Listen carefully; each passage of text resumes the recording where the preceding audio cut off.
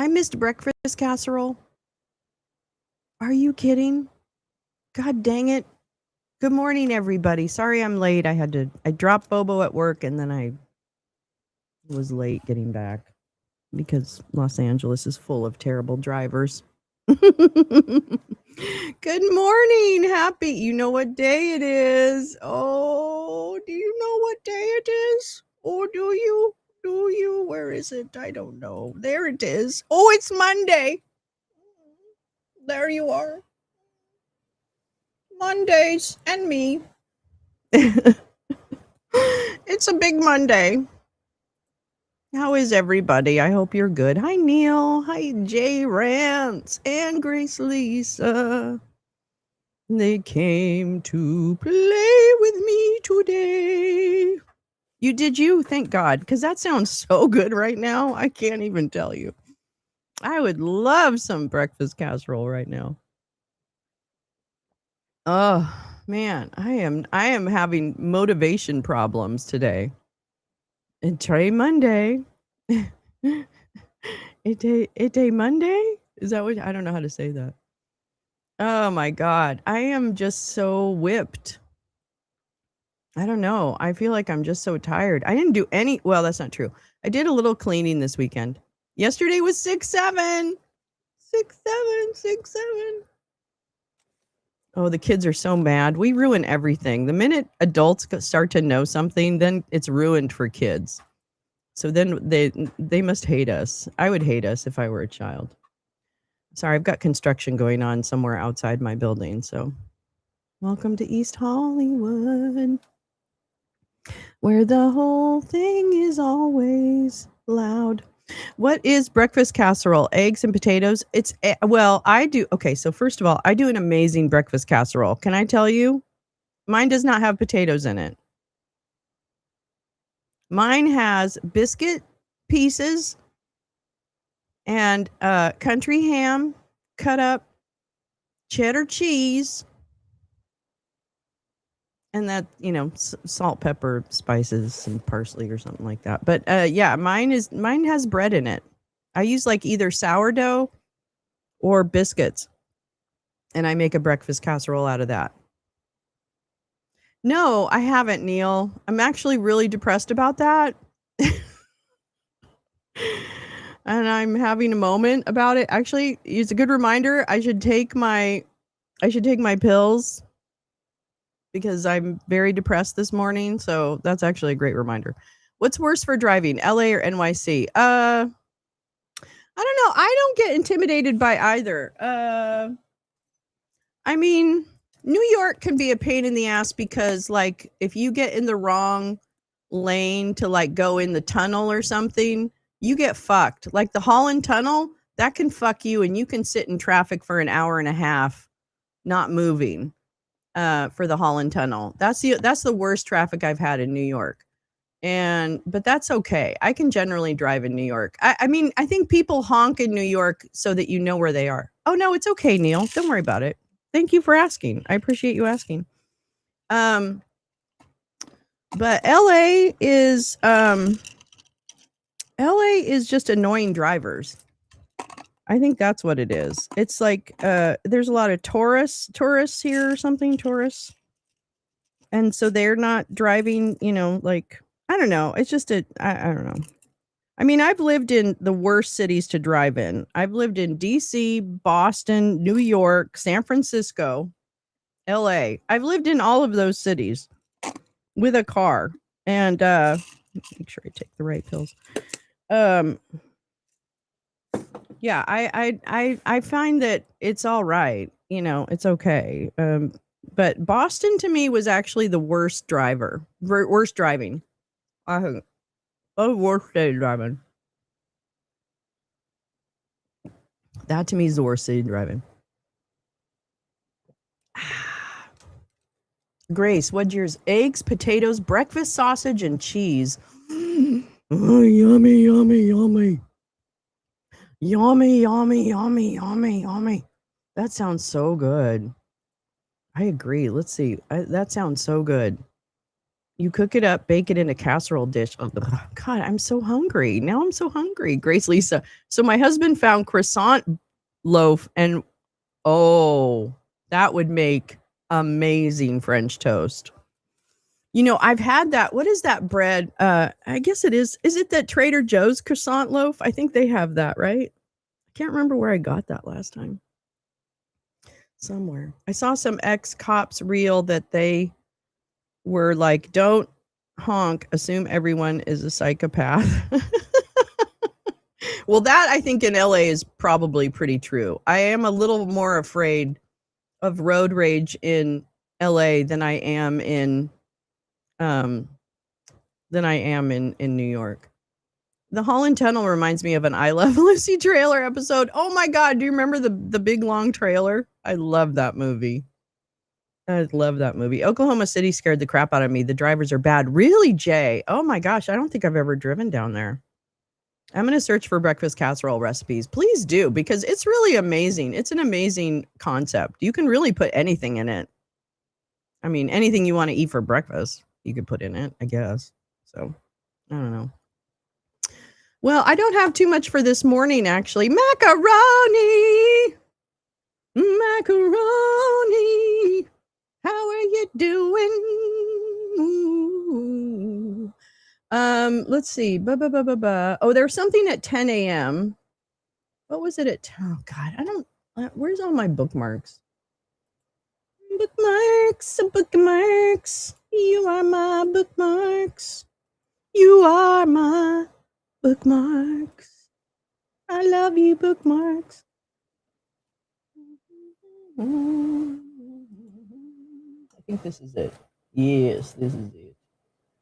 The Committee on Rules, the Rules Committee. They're going on at 10. So the Rules Committee is meeting at 10, and they're meeting on Secure America Act, which is hold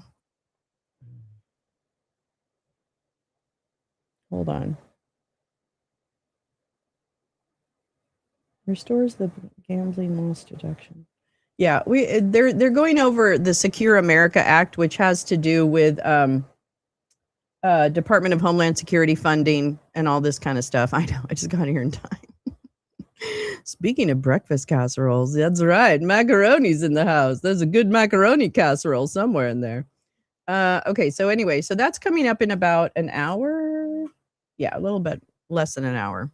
So we're gonna watch that. But before then, let's take a look at some articles. Oh, actually, I want to talk about. I'll do some ranting. I want to rant about California election. Strap in, kids. I also want to rant about. Okay, so those of you who know me and have known me for a couple of years, you know that one of my penchants in the past was to follow the election deniers, right? Pretty closely. I followed Mike Lindell very closely. I followed that whole crew, the Tina Peters, all those people, right? I followed that. Like I followed the whole debunking the 2020 election bullshit, the John Eastman, the Kenneth Cheesebro, the Jeffrey Clark. You know, I really tried to understand what was happening in each state where Giuliani was trying to fuck things up. Blah, blah, blah. Anyway, you know. So if you don't know that about me, that was something. Hi, Lucy. Hi, Meowing Star. Meow, meow. If you don't know, that's kind of what my gig was starting in like 2020 and going around, because I was like, this is not right. And I just blah, blah. So when I hear the talk about California's election, I start to get a little bit of PTSD. Okay. Because I think LA's worse for driving because the drivers are worse, but I don't know. Hi, Sharon. Hi, Maxie. So I am totally determined that they will not fuck with our LA election, because I can't live through that again. I personally cannot live through another battle over ballots and sizes and ink and counting and batching and lack of understanding about how the process works to reconcile votes, all of that. There is no way that Spencer Pratt would have ever won the mayorship of this city. Full stop. Nithya Raman entered the race late, and as a result of the ridiculous debates where Spencer and Karen basically just blasted out on each other, people now notice that Nithya Raman is a very competent, progressive, highly respected, highly experienced member of the LA City Council. And if anyone should be mayor, it should be her.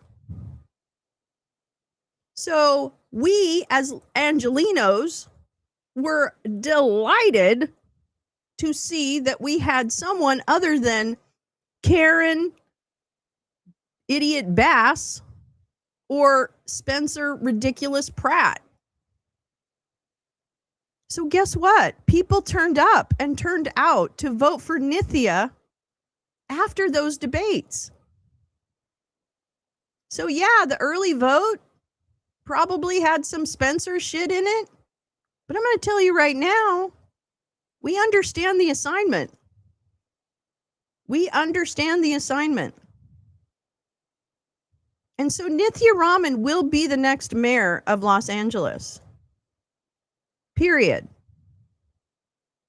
And I'm going to tell you right now, if they start sending operatives here to Los Angeles to start fucking with elections, I'm getting that fucking dinosaur suit out and I'm going to start making trouble. I can't go through it again. And frankly, there's nothing to see here. This is how elections work. And there are a lot of people in this city. So leave us the fuck alone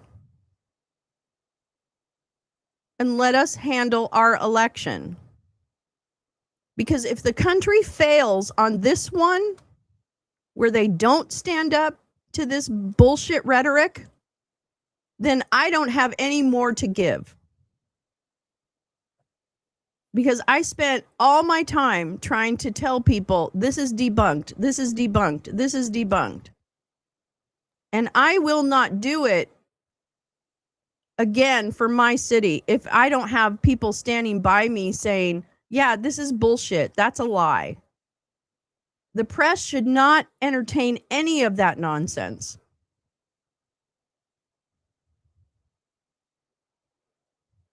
It's terrible. And I can't do it. I can't go through it again. And I know it's not about me. I get that. I'm just talking about what my experience is. I can't experience that again. I can't. I won't.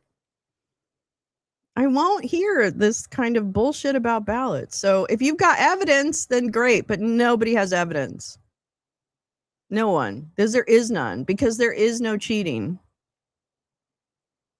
Spencer Pratt was an anomaly that got a lot of votes because there are a fair amount of Republicans, but that's just because his votes were counted early. He is not winning the race. He is not going to come back, and he most certainly won't win in a general election. Give me a fucking break. So stay the fuck out of our city. Leave us alone. And just stop it. Well, I'm telling you right now, Grace Lisa, the LA mayor's race is really what they're pushing. They're pushing on the mayor's race in order to get to the governor's race, too. I know they're doing both. But, and then there's another one. Steve Hilton is never going to win a race for governor. I'm sorry. Okay. I'm sorry to break it to you. He will literally never win governor of California. I'm sorry. Yeah, still counting ballots. That's right. They're still counting ballots here in California.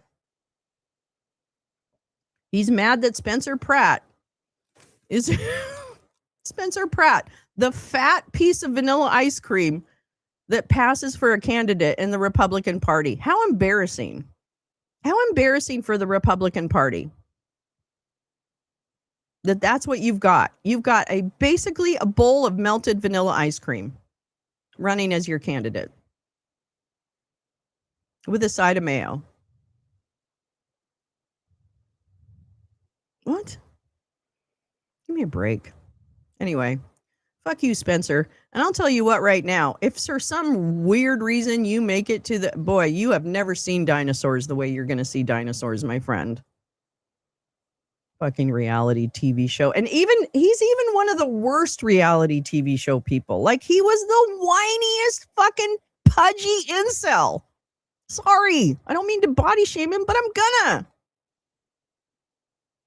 He's just a pudgy, fucking sycophantic, bullshit, bigoted, crap-eating Bulleberg. Good morning. Good morning, Sharon. Anyway. An 80-year-old bowl of ice cream. No, he's not even that. He's like a fucking 35 years old, and he's bloated because he probably just is one big walking bowl of gout. That's what my guess is. He basically, it's basically like if like I don't know. He's just terrible. He's a terrible Spencer Pratt. I'm talking about the LA mayor's race. Oren, I'm sorry I didn't say hello to you, my love. My sister Mama, how are you? Anyway, so yeah, I just like, get away from me. Get away from me. Get away from me. Pudgy. Yeah, Pudgy is a valid LA burn. Everyone in LA has a superhero body. When I moved there, I was like, I'm going to have to join a gym. Can we replay the About to Vein Pop video? Yes, we can, actually. I was going to. At least the end of it, because it was pretty entertaining. I mean, I got to give it to Kristen Welker did actually try, which, I appreciate that. I appreciate that she tried. I thought it was pretty good. Let's see. She had some stuff to make up for. Hold on.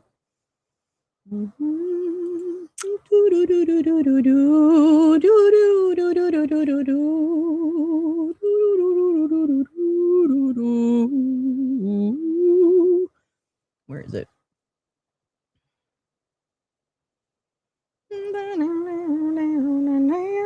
Wow, I watched a lot since then. Okay, hold on. Oh, here we go. Okay, hold on.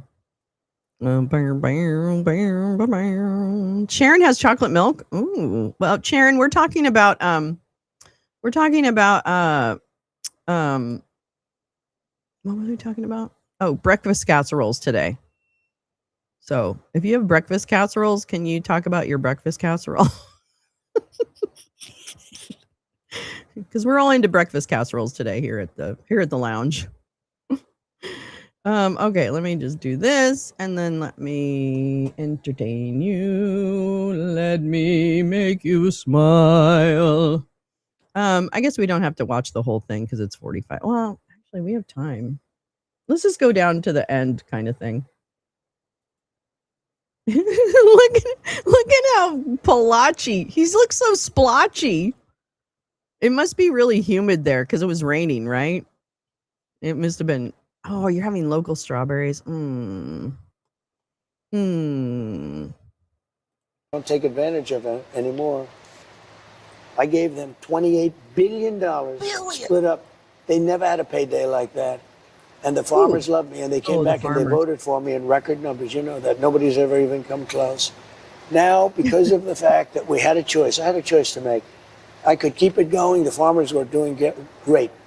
Fertilizer was very cheap. Everything was cheap. Gasoline was very low. Oh, yeah, everything was very low. That was good. I could have kept it that way, but I said I have to take a little bit of a turn. The farmers can understand it better than anybody. We're going to have higher gasoline. We're going to have a little higher fertilizer, et cetera, et cetera. No higher fertilizer. But I'm going to get rid of a nuclear weapon in the hands of very dangerous people. Excuse me, not us. It must have been. It should have been done for 47 years. No president had the guts to do it. I did it, and I've done it. It's almost complete. As soon as that's complete, Gasoline prices are going to drop like a rock. You know, I was in Iowa speaking about farms, and it was before we attacked Iran. And I was in Iowa, and the prices were $1.85 a gallon, Let's look at $1.91 a gallon. What? This time, it wasn't the rain, but an audio issue that forced us to pause the interview again. Are gas prices going higher, or have they peaked? They're going to come low, very low. They're going to go lower than they were before. Have they peaked? As soon, well, it depends. I mean, it depends where the war goes. It could be I'll have to give them a shot, and it could be we'll sign an agreement. If we sign an agreement, they'll go down now. Otherwise, they'll go down after we're finished. You have a new Fed chair, Kevin Warsh. Yeah. His first meeting in the role is later this month. After this month's jobs report, economists now say it's possible the Fed may have to raise rates. Do you think that's possible, and what would your reaction be, sir? So I'm of a different feeling. I think Kevin's fantastic, and I want him to do whatever he wants. I don't want to have a big influence on him. But we had a great report. I put pressure on Jerome Powell for years, but you know what, Kevin? You do what you want. What? What?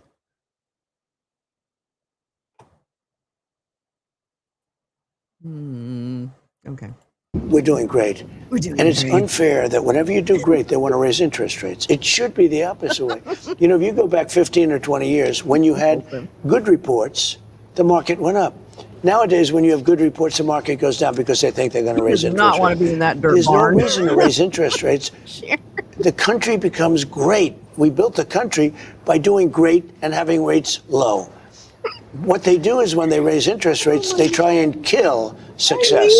I don't want to kill success. We should actually lower interest rates. Now, if inflation comes, and you know, people live with inflation, but if inflation comes, what happens is you stamp it out. But success can kill inflation, just like higher interest rates. What they do now is, like, we had great job numbers. You agree, right? No. They beat expectations. Not expectations, like 3 times. Okay. But you ready? What do? They say, oh, let's raise interest rates. It's the wrong thing to do. I would like to see rates get lower because we could build this into the greatest machine that the world has ever seen. But you can't do that when everybody immediately raises interest rates. So we had great job numbers. We're doing great. You know, we're building more factories. We have more money coming into our country right now from other countries and people than ever before. Wait a minute. What happens? I don't want to just kill it with high interest rates. Growth is the greatest thing you can have. And growth does not cause inflation. Would you be upset if they raised rates? What is your message to them about that? Living with Kevin, I have a lot of respect for him. But my feeling is that when a country is doing well, they shouldn't be penalized by immediately raising interest rates. They should actually be incentivized. You know, we have debt. We have other things. We have things we want to take care of. I want to go bigger on the military. I really do. If we do what I'm saying, this will be a beautiful, well-oiled machine like you've never seen before. And when we come back, President Trump defends his controversial plan that could give payouts to January 6th rioters. Most people don't know there's a B in dumb. This $1.8 billion so-called anti-weaponization fund is going to compensate people who say the federal government weaponized the legal system against them. I can tell you I'm going to give you $1 billion too. It doesn't the mean I'm courts good. met with opposition from Republicans and Democrats in Congress and Democrats. Excuse me, mostly Democrats. Mostly some Democrats and some Republicans. Some. Very few Republicans. Just to be very clear, are you backing off the fund completely, as your acting Attorney General Todd Blanche has said, or are you looking for another avenue to revive the fund? Let me explain what the fund is. People have been hurt so badly by radical left lunatics that worked for the Biden administration and Sleepy Joe. They're vicious, they're violent, what they did to people. And of course, they went after me more than anybody else. They raided Mar-a-Lago and all the other things. But you literally are the biggest criminal, sir. Literally, all of those things started because of crimes you committed. Oh, and by the way, when we did have the chance to adjudicate you, you got found guilty. When you had a chance to be adjudicated, you literally were found guilty of rape, of fraud. You, sir. You. Not a hoax, not a witch hunt.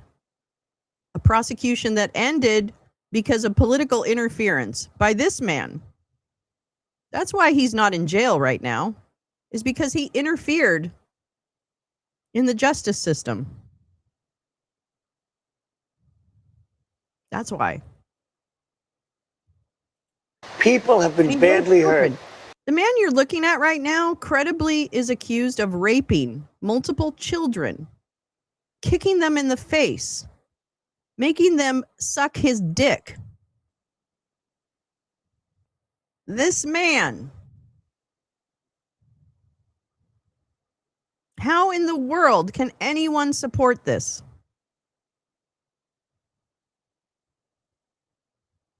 Anybody?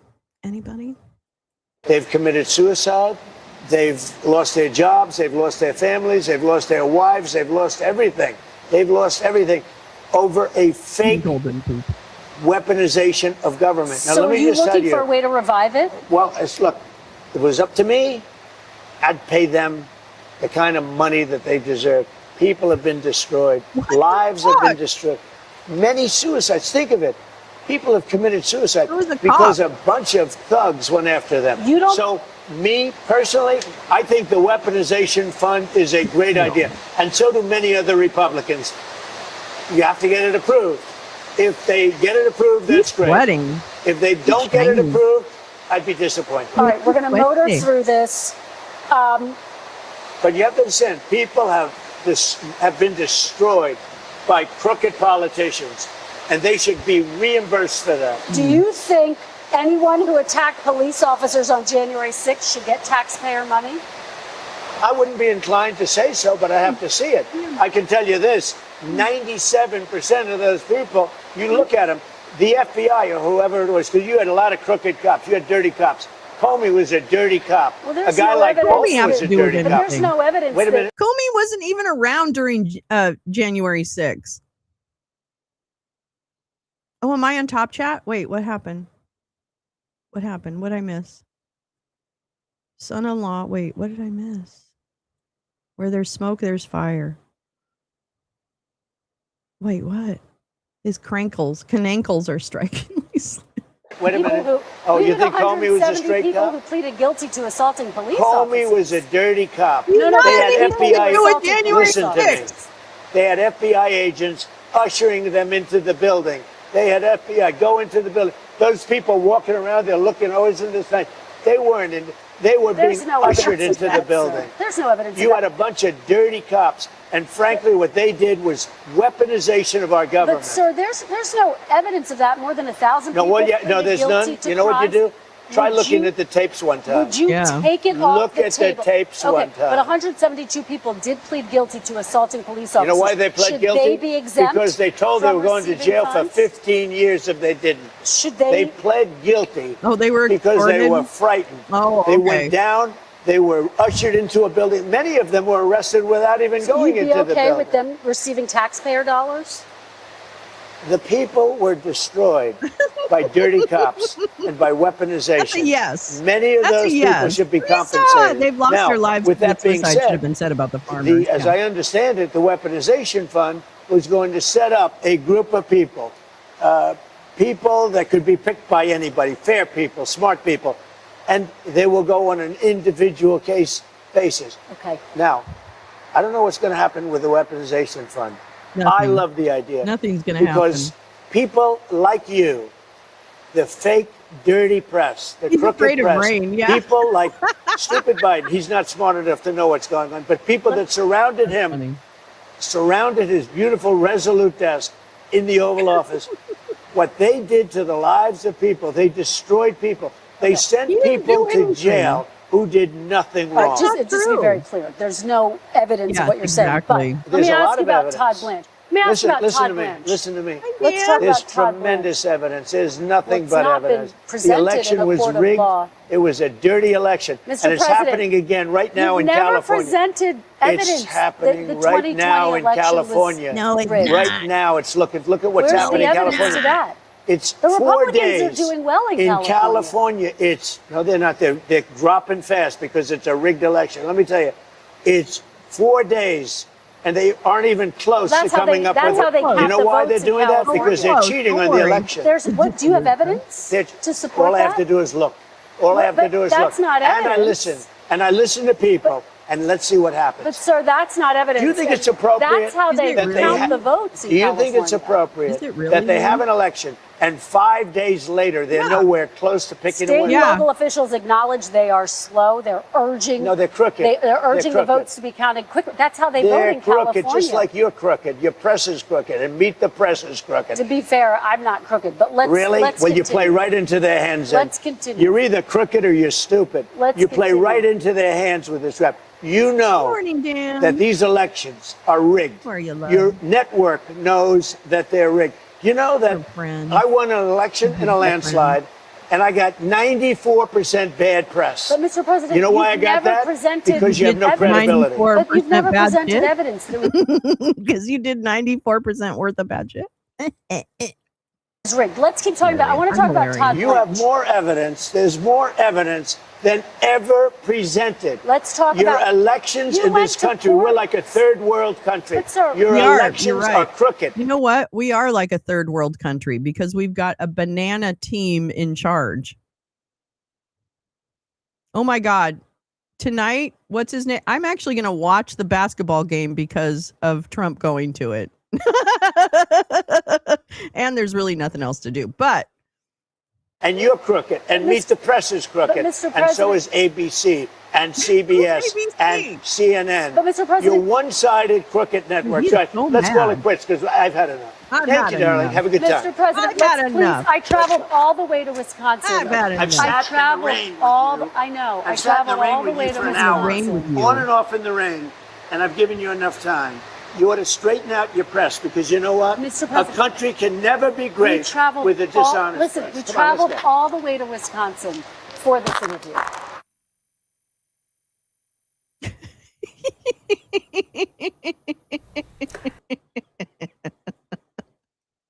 Oh my God. Yeah, this was Meet the Press yesterday. President Xi told him to face we're failing. Oh, really, Oren?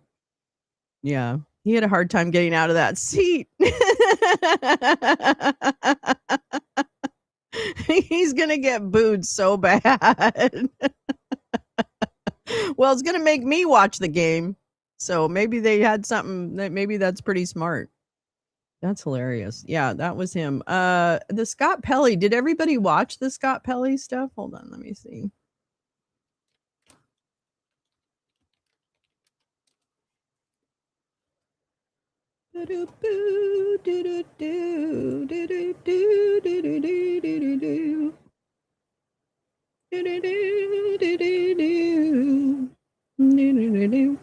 Boom. Wait, where's this? Ah.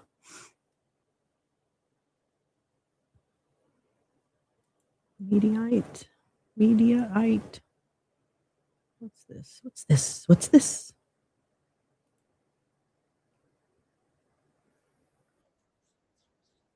You can watch some of this, I think.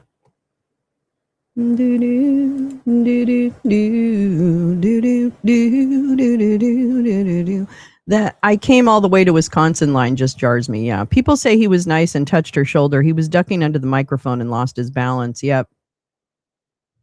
Yeah. Like going to Wisconsin is a feat. I mean, it was kind of a dumb line, you know, frankly. I came all the way to Wisconsin to talk to you. That's your job. Who cares? You think he's going to care about that? Jesus Christ, lady. You really underestimate this guy. All right. So we'll listen to some of the Scott Pelley interview. I started listening to some of it yesterday. But we'll go through some of it. So we canceled the vacation so I could be there. And that was the first time that I had an opportunity to meet Nick Bilton. At that meeting, you spoke up very forcefully. You asked him why he'd taken the job knowing, and this is a quote, that you will never be welcome here. Why did you decide to have that first interaction with your new boss in public and not behind closed doors? It wasn't in public. It was behind closed doors. I was with my family in a closed room. None of this was meant to be public. But Lulu, imagine I'm walking into this room with these people who have devoted their lives to 60 Minutes. They have not received any kind of explanation. They are waiting for Barry Weiss to walk in the room in the hope that she's going to explain why this tragedy has occurred and why it was so necessary. Jane, Jane. And I'm waiting to see who comes in, and it's Nick Bilton and one of Barry's deputies. No Barry. People are a little shocked by this. As we're standing in there, Nick makes his way to the front of the room and does something absolutely jaw-dropping to me. He pulls out his phone and begins reading a statement off his phone in a room full of 50 heartbroken people. The callousness, the tone deafness of that, you could hear the groan in the room when that happened. They'd put out a big spread of bagels like we were all going to feel better. And also, if I can give you a little bit of context. Please. What had happened a couple of days before the meeting was so critical. Nick Bilton wrote an email to the staff, sort of introducing himself. And it was so insulting to the staff and so insulting to the history of 60 Minutes. He told us in that email that it wasn't 1968 anymore.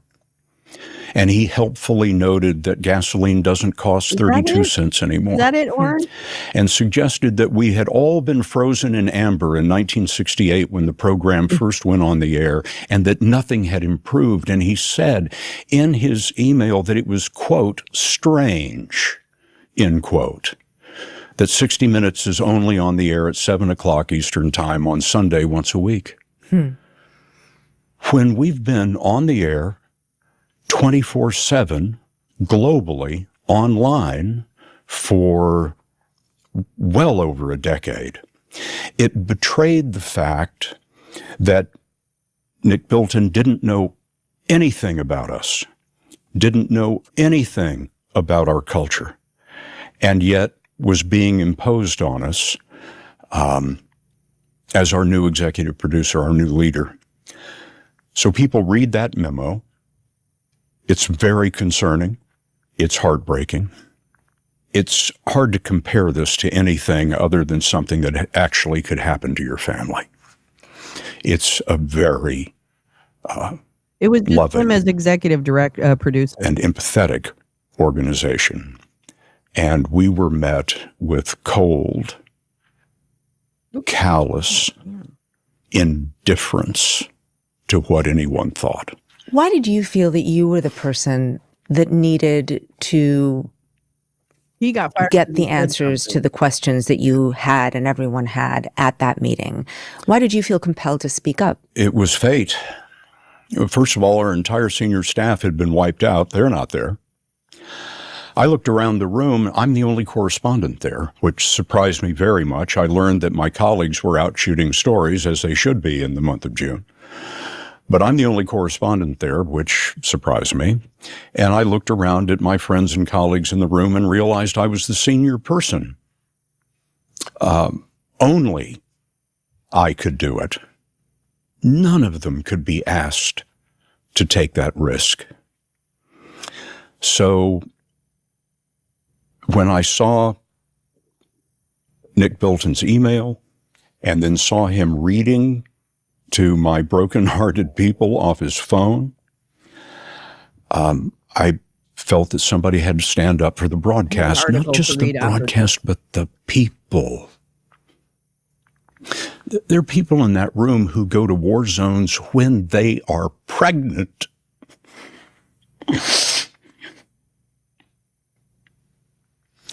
Newsrooms are sort of like the military or the police or the beautiful people at the FDNY down the street. It is a life-threatening job in many instances. And very strong bonds, very emotional bonds are found or are developed in that kind of setting. And to have people running CBS News who don't know that, have never felt that, and don't understand it is a tragedy I never expected to see.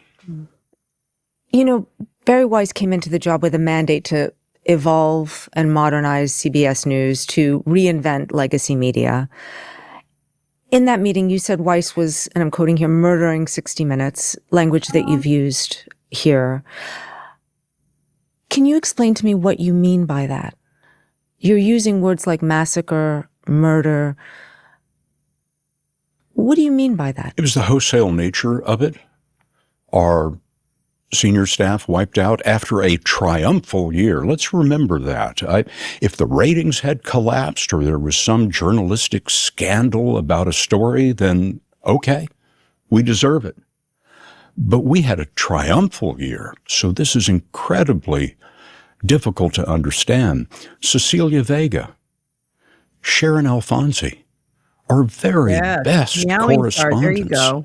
just summarily fired for no stated reason. Maybe that's the and without explanation. This is 1/3 of our correspondent corps. So this isn't like they fired our boss, which they did. They wiped out a large number of people. One of the things Nick Bilton said in that ill-fated email to the staff was that he was excited to tell, I'm paraphrasing here, he was excited to tell the staff about the new crop of correspondence. And when I saw that, I thought, okay, they're going to fire all of us eventually. That's the plan. He put it in writing for all of us to see. And so that's why I use these, admittedly for a journalist, hyperbolic terms. They capture the scale of what happened. You then do have a meeting with CBS leadership after this very contentious interaction. Can you tell me about that meeting and if you were at that point going in expecting to be fired? Oh, gosh, furthest thing from my mind. It hadn't occurred to me. The president of CBS News, Tom Sobrowski, sent me a note and said, can you come by and talk to us? And I said, absolutely. I scheduled about an hour on my calendar for the meeting. I didn't know who was going to be there in the meeting. So I walk in the door and I see Barry Weiss is sitting in there and I think, this is terrific of her. She's come to this meeting and now I'm going to be able to ask her these questions. She's going to be able to explain what happened. But it really didn't occur to you that you could be fired after so many of your colleagues had been let go, after you'd had this, very contentious interaction with your new boss? You know, some reporter I turned out to be. I just didn't connect the dots. I mean, was this meeting contentious? Yes, but 60 Minutes is known for two things: a ticking stopwatch and hard questions. And we ask ourselves those hard questions in the shop because they sharpen us and make us better. There was a screening once with Mike Wallace, and Mike and the executive producer and founder of 60 Minutes, Don Hewitt, got into a big argument about a script. Wallace jumps up in the middle of the screening, throws his script up in the air and yells at Don, well, then you write the effing thing. One of those pieces of paper comes down and slices an associate producer across the face. He's bleeding now. He's got a paper cut on his face. That was about a story. The meeting that I was in was about The future of whether 60 Minutes was going to even survive or Right. not. So you walk in, and what was the energy of the room? Hostile, dismissive. Before I could take my seat, Tom Sobrowski said, "This is a firing offense." I was confused. What? I wasn't sure who he was talking about in the room. But it became plain very quickly that they were talking about me, and they were unhappy about the meeting that had occurred. A meeting that had ended in thunderous applause for me, if I may say so. There you go. Because somebody had stood up for the broadcast.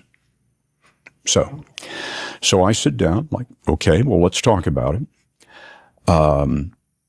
Tom accuses me of physically abusing Nick Bilton. This is a lie. Please. I didn't come within 10 feet of Nick Bilton. In my life, Yes, I have never put Morley my hands Safer. on Oh anyone my God, I love in him. anger.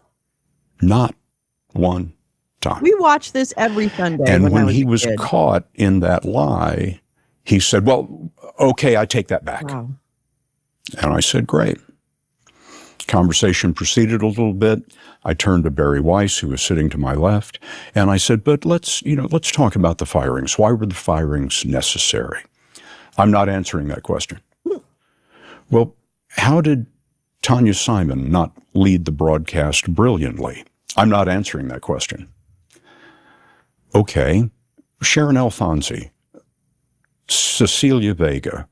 I mean, what possible reason could there be to take them off the air? I'm not answering that question. So now I'm detecting a pattern. That's going to go nowhere. She is still going to stonewall about why she took all these people out. So I'm thinking that the meeting's going to carry on. We're going to have a long conversation. I'm going to hear from them about what they think. They're going to hear from me about what I think. The temperature in the room is low, but it's very hostile from their side. I'm speaking about the way I'm speaking to you now. Very quickly after the meeting began, Tom Sobrowski said, "This conversation is over." I was stunned. I didn't have a 60-minute stopwatch in that room. I don't know how long it lasted really, but I think it was about 10 minutes. So they tell me, that is to say, Tom Sobrowski tells me as I'm walking through the door, "You'll have our answer in a few minutes." What's that mean? I went over to my office, and much to my surprise, all of my guys on my team were still there. They wanted to know what happened in the meeting. What was that all about? Did they explain why our people were fired? And I sat down in my office. It has a big plate glass window that looks out on the newsroom, and there were a whole bunch of people standing out there, but I didn't think anything of it. I'm waiting to find out what my fate is. I explained to my team, I think I just got fired, but they haven't told me that. And then I look up and all those people are still out there, and the staff members, and I don't think anything of it. And then it hits me. This is a vigil. An hour goes by, 2 hours go by, 3 hours go by, 4 hours go by, and I go back outside and said, "I'm leaving." They've been standing out there for 4 hours. I said, "I'm leaving. You guys have got to go home to your families right now. I doubt they're going to tell me tonight." Yeah. So I packed up and There you left go. just so those people would go home. And not long after that, the email came through and said that I'd been fired. Just to understand your position in this, you would have been open to a path forward? You wanted to remain at 60 Minutes? Absolutely. A path forward to me was a obvious conclusion for what this meeting was going to be about. That's exactly what I thought. And I expected them to say, look, this is why we had to fire everybody. I mean, your questions, Scott, are valid. And here's why we did what we did. So stay at 60 Minutes? Absolutely. It didn't occur to me that this could happen.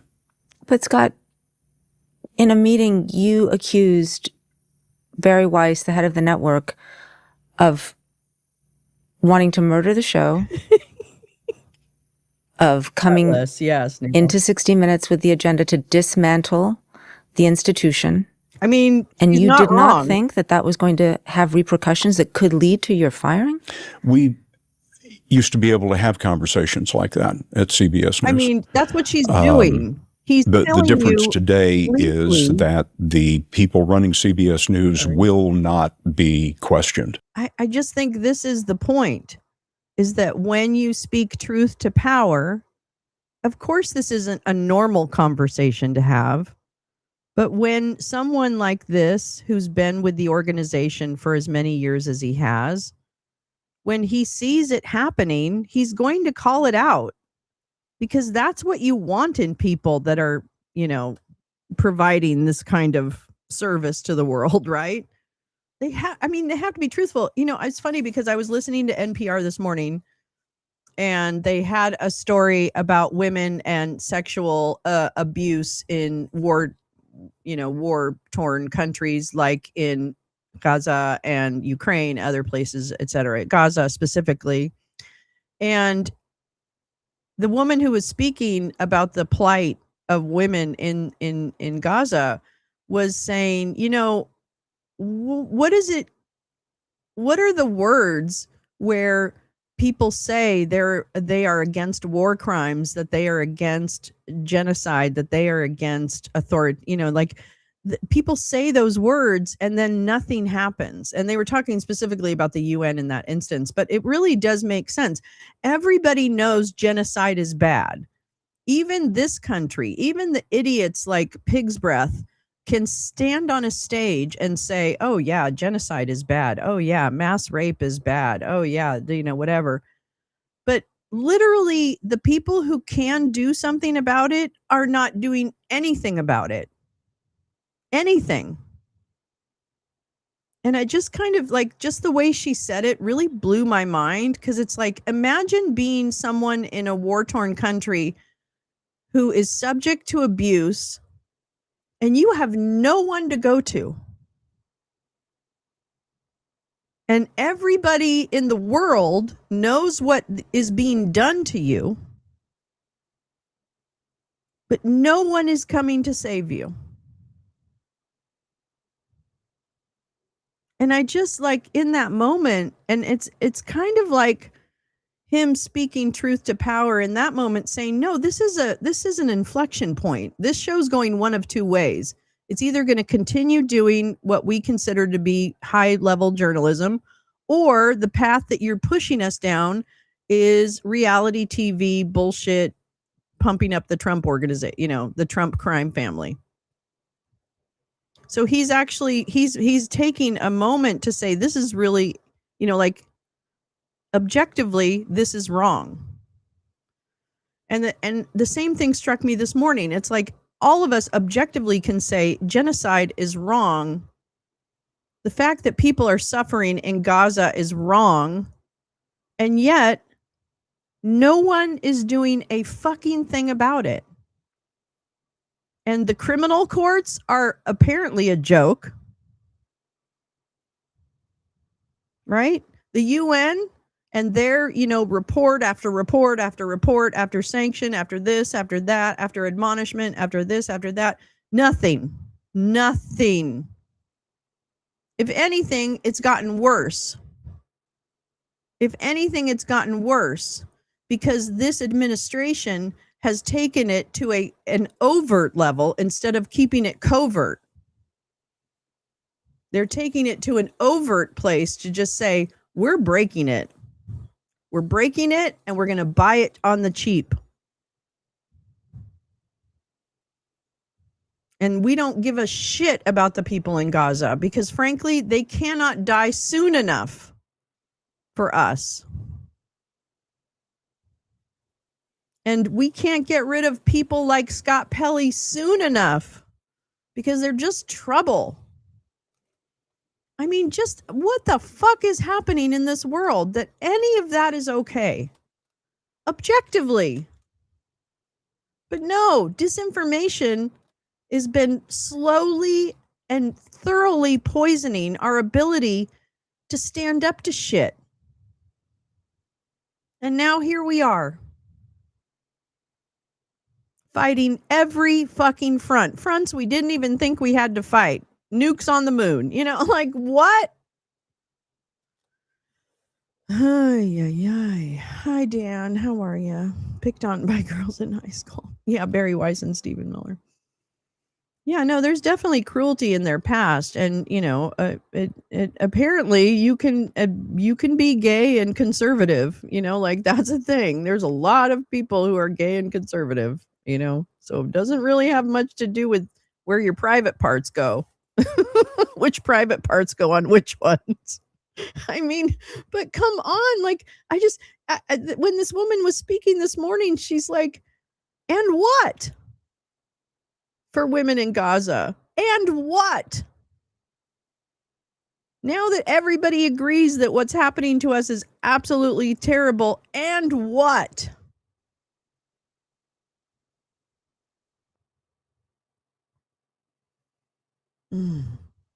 Brendan Carr is out of touch. Brendan Carr is touched. I think that's what that saying is. Okay. I want to take a step back because, of course, all this Love her didn't talk. happen in a vacuum. I think I have The some saga thoughts about really that. Wait. at CBS News began when David Ellison, the son of Oracle billionaire Larry Ellison, took over CBS as part of his purchase of Paramount. There was a lot of turmoil around that sale. The longtime previous owner of Paramount and CBS, Sherry Redstone, told my New York Times colleague that she sold the company to Ellison in part because after Hamas's attack on Israel on October 7th, she wanted to devote herself to causes around Israel. I'm sure there were other reasons as well. Did you ever speak to Ms. Redstone about the sale, and how did you feel about it? Too. I didn't speak to Sherry Redstone about the sale. I felt the sale was very necessary. The company was in financial trouble. Oh. It wasn't clear what our path forward was going to be just as a company. Mr. Ellison came in with a lot of money behind it. Bannon. A young man of vision. And I thought this is going to be very good for all of us. The very last thing that the previous ownership did was pay a multi-million-dollar bribe to the president to settle this frivolous, ridiculous lawsuit. Really. And very shortly after that, somehow, the Trump administration approved the sale. So that lawsuit against 60 Minutes had caused a great deal of concern in 60 Minutes. Paying the bribe broke our hearts. No lawyer thought that was necessary, but they did it to get the sale through. And at that point, my colleagues and I thought, great, that's behind us. We have bright new leadership with financial resources. We're in better shape than we were before. That was the theory. Just to give the context here, President Trump had sued 60 Minutes over an interview of Vice President Kamala Harris during the 2024 election. Oh my God. As you mentioned, how did we get here? Paramount under Sherry Redstone settled the case, even though many legal experts believed that there was no merit to the suit. Wow. And they paid $16 million to the president. Paramount denied that those two things were linked, that payment and then the deal going through. I could buy and correct me if I'm wrong. Am I hearing you say somebody gave me $1 million, I could buy a place to live? Do you understand how little money would be necessary for people like you, me, anyone we know to transform their lives? I worry about housing more than I worry about anything. And if I just, he just gets a $16 million thing for nothing. Where's my $1 million for nothing? This is so like disgusting. I mean, I wouldn't even spend all the $1 million, Dan. I just want a cabin up in the mountains. That's all I want. I can get that for $250,000 and have money to fix it up. I could start Lolo's Lounge with $1 million. I could start an actual physical lounge. Well, maybe not $1 million, but yeah, maybe. I mean, we could start small. I can't. I do get very angry about money and the fact that, I have always been like, I don't want to live in scarcity, but I tend to fall into that trap. So I really try hard to be aware when I'm doing that. But I am so angry about housing in particular. I don't know how people afford it. I don't know I just don't know. Like, are you all living, are you living like 10 people to an apartment? $1 million won't buy a shack in LA. Well, maybe not in LA proper, but I'll tell you what, I could get something in, near Big Bear. 2.5, I could open a rockin' club. Hell yeah. I mean, out here, Tom, we could get that desert place. We could make that little desert stop we've been wanting to make. That would get us plenty of neon. We'd be like an oasis in the desert.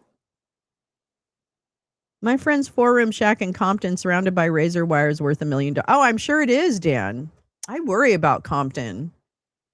I think they're going to be gentrified. I'm in East Hollywood, and I'm going to tell you right now, the gentrification happening right now, and I'm sure I was part of it, but the building and stuff that's going on in my neighborhood, they're ripping down these older homes and building these cinder block apartment buildings. I mean, East Hollywood is getting bulldozed. You do? You watch the eaglets at Big Bear? I want to live there so bad, Macaroni. That's my dream. My dream is a little cabin up at Big Bear. I would fuck with that. Anyway, yeah, I just, this is one of those things that kind of gets me mad because I'm feeling the lack right now, I guess. And it's like, I don't have a way to make money. Like, I just don't have that anymore. So I don't know. It just pisses me off. It's so cavalier, oh, here's $16 million because your feelings were hurt. Can I sue somebody because my feelings are hurt? Because I've got a lot of hurt feelings. It's so beautiful. That's a beautiful shot. You supported the sale to Ellison. Had you lost confidence in the leadership of Shari Redstone at that point? They bribed the president to get the deal done. So, yeah, there was a massive collapse of confidence in the previous ownership. So the deal goes through and Ellison takes over. What assurances, if any, did you get from David Ellison and the new leadership that there wouldn't be interference at 60 Minutes? Did you ask for those assurances? Did you speak with David Ellison? The morning the merger was announced, they're going to price people out. Yeah, as opposed to 1.776. They're going to price people out of this neighborhood. I mean, it's one of the last affordable neighborhoods in LA proper. So, I mean, they already did it to Koreatown. That's already gentrified. And, I think Baldwin Hills being gentrified, so I just think there's Long Beach. That's going to be gentrified. If it's not already done. I don't spend much time down there, but I think I like it down there. Anyway, it's hard. I don't know. It's going to be like the Bay Area where they just, that Bay Area totally changed from when I lived there and I moved back east in like 1995 or something. And it changed from there. Like I don't even recognize the Bay Area now, which is where I grew up. Like I don't even recognize it. I don't recognize San Francisco.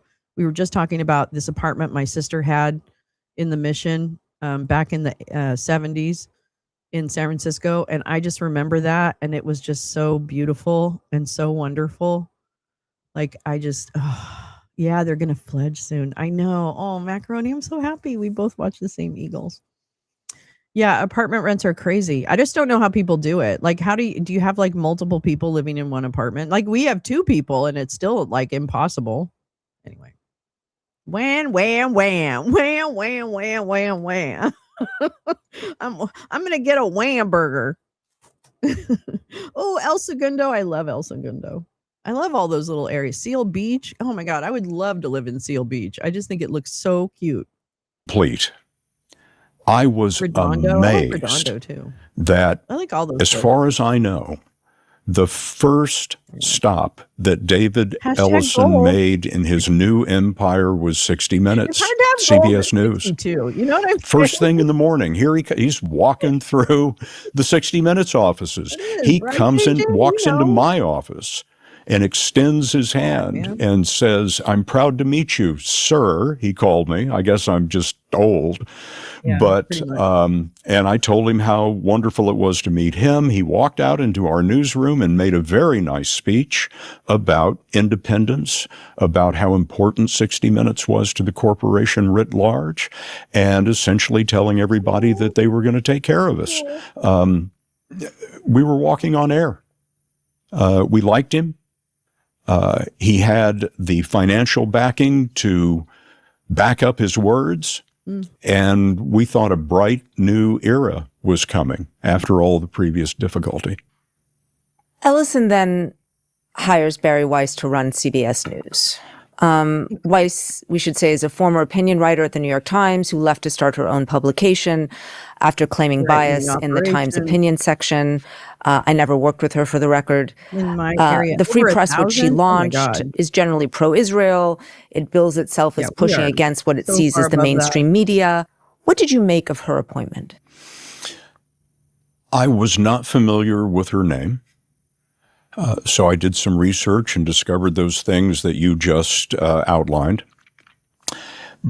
She was going to be the new editor-in-chief at CBS News. There never had been a title like that at CBS News. It's sort of a print title. It doesn't really translate to television, but she wanted to call herself that. What concerned me was that she had zero television experience and had never managed a large global operation like CBS News. Those were red flags to me, but I thought, David Ellison thinks she's the right person for the job. We are absolutely going to welcome her, listen to her, and give her the benefit of the doubt.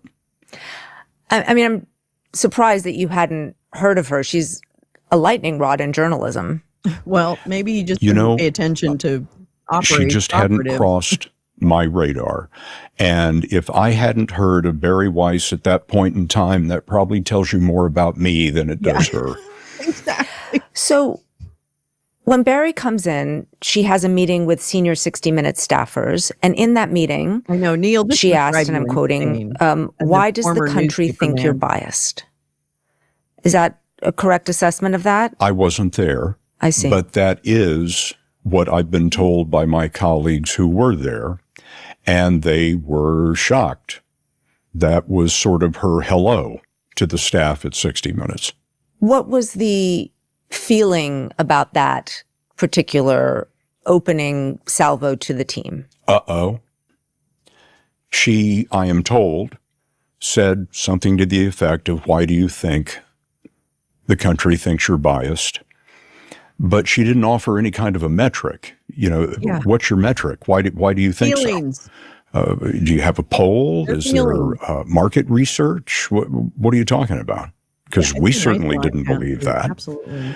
And we just felt that she was making statements that perhaps she couldn't back Hey, up. Kim, how are you, And was darling? coming There he is into the now, news Keith. division with hardened, preconceived notions that didn't seem to be thought through. You have now accused Weiss of injecting, and I'm quoting here, falsehoods and bias. This was in your parting statement, into at least one of your politically sensitive stories. Can you tell me the nature of that complaint? What did she specifically ask for? What story are you talking about? As I recall, that's February. And my team and I are doing a story about the protests in Minneapolis against the ICE crackdown there. We've interviewed Senator Rand Paul, Republican, because he's going to hold hearings into this. And the fact that a Republican was going to do that was quite newsworthy. So we interviewed Senator Paul and then built out a story about what had happened. The killing of Renee Good, the killing of Alex Preddy, the protests. I felt it was very important to identify that the protesters themselves were being very aggressive and that they were half of these confrontations. And so I instructed my producers to find images over the past few weeks of these protests in which we see the protesters acting aggressively. We found a picture of a protester chest bumping an officer. We found a picture of an officer being hit in the head with a snowball.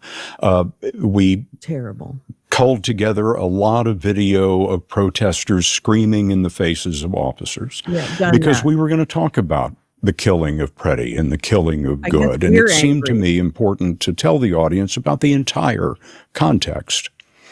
In fact, I remember writing a line in the story that said that the protesters were pushing the boundaries of what it means to peacefully assemble, taking the language from the First Amendment.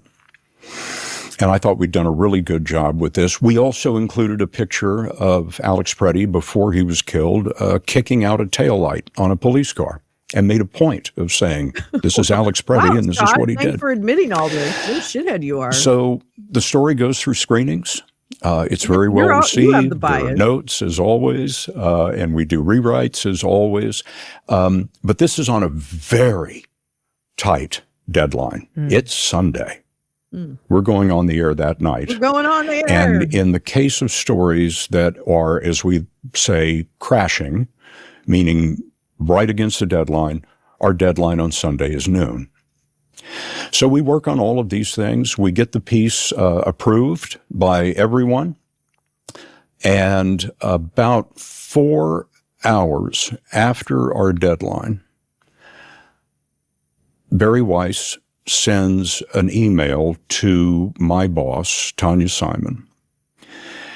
Two of the things in the email include, can we make the protesters look more violent?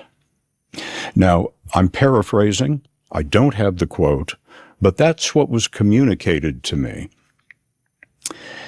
And the other thing was Renee Good's car. You need to describe her as driving toward the officer. This is not what you see on the video. On the video, you see the officer standing slightly off the front of the car, and you clearly see Miss Good's wheels turned completely as far as they will go, away from the officer. But he shoots her in the head, kills her, and says something about her in that moment that I can't repeat in polite company. So we have gone out of our way in our plan from the very beginning to show the protesters for the responsibility that they had. We had already scrubbed the video archives looking for those scenes. But it somehow wasn't enough. Did it change your mind, Scott?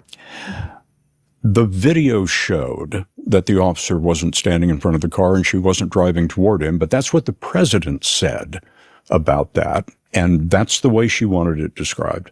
To be clear, there were lots of videos that showed different moments of that interaction, and there was many analyses subsequently about what exactly through those various videos had actually happened. Including an excellent one by the New York Times. The video that I showed in our piece clearly showed the officer's feet So if he's standing in front of the car, you can't see his feet. And it very clearly showed that the wheels were turned away from him, what appeared to be the maximum turn until the wheel had stopped. I'm waiting So for you Scott get to have the self-discovery moment. those suggestions, feedback from the sort of editorial chief of CBS News. What did you do? I mean, did you do as she asked? I asked my producers, look, I told you to find violent video of the protesters so we could represent that accurately. Now I want you to go back and look again. Did we leave anything God. out So he that's was important? all in. What did we make a mistake here? I don't think so, but go back and look. And then I sat down with a video editor and I went over the video of the Renee Good killing over and over and over again, stop motion, slow motion, etc., and realized that the event was not as the president said and not the way Barry Weiss remembered it. And so it's late. Our deadline was noon. It's now almost 5 o'clock. That's dangerous as hell. And so I decided that I wouldn't do those things. Exactly. I wasn't going to get in a debate about it. Exactly. I wasn't going to call Barry Weiss about it. I was just going to refuse to make those changes. Did you change any language in the I need to follow broadcast? Anything? Not that I recall based on her notes, but as you probably are aware, when you're doing a story, especially on deadline, a lot of things happen. There's a lot of input, and you're just scrambling to save everybody's skin because you're going to have a crash which is what happened. Next day, I didn't hear anything. Nobody called. Nobody said anything. It occurred to me that maybe Barry Weiss didn't see the broadcast and didn't realize that those changes hadn't been made. But that's how that happened. There was a thumb on the scale for the president's version of events that I felt was a level of political influence that I had never seen in 37 years at CBS News. Why was that the interpretation? I mean, could she not have been trying to be fair to the administration at a moment of very high tension? She could have been trying to be fair to the administration, except I felt that the story was abundantly fair to the administration and to the ICE officers and to the Border Patrol officers who were caught in that moment. We were being told to write a version of events that conflicted with the video account. I couldn't understand that. We had already done, in my view, the important work of journalism to balance the story. Finally, the story was not out of balance. It was not out of balance. But there was a thumb on the scale to push the balance a little further in another direction. Doesn't he, Dan? That's a good point. Is it possible to see this as the system working? He wasn't really paying attention. She to had what's notes. happening. You felt weird. they didn't make sense to take. The piece ran, and there was no retaliation. Well, it was the interference that's a problem, especially in a story that's been approved by the top editors. And the bigger problem, Lulu, frankly, is not any kind of political influence. The problem was the incompetence. You don't break a deadline. Now this is 4 hours after. That episode of 60 Minutes came within 19 minutes of not making air. Woo! The entire hour of 60 Minutes. It was the night of the Grammys. 60 Minutes was the lead into the Grammys.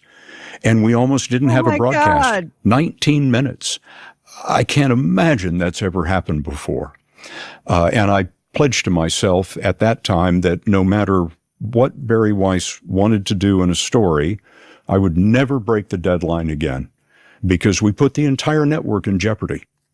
Scott, I want to ask you point blank. What did you think was going on with Barry Weiss?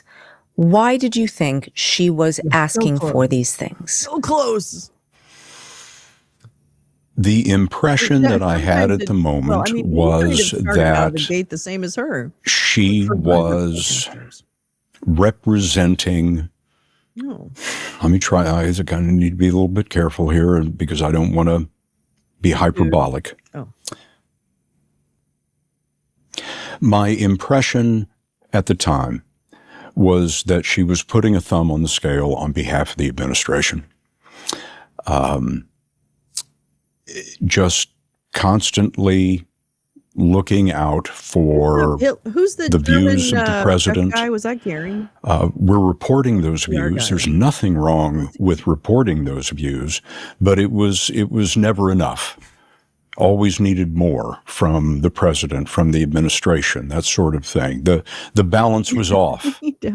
We've been working for balance for decades, and for the first time in my career, the balance was off. I mean, we should say Cecilia Vega, who was recently fired, also alleged interference in 60 Minutes after she was let go.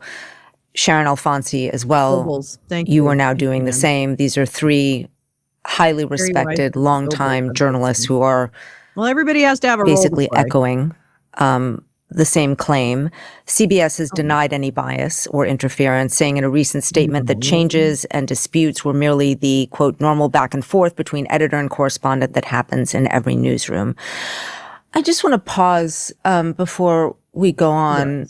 Yes. A more generous interpretation of Weiss's tenure might be that her missteps have been due to a lack of experience, not deliberate bias or malice. You know, just thinking again about your comment about her murdering 60 Minutes. The propaganda minister. Could inexperience be the real problem and less a conspiracy to do away with CBS News? I think inexperience is the larger part of the problem. Okay, well, at a certain point, I begin. All right, good night.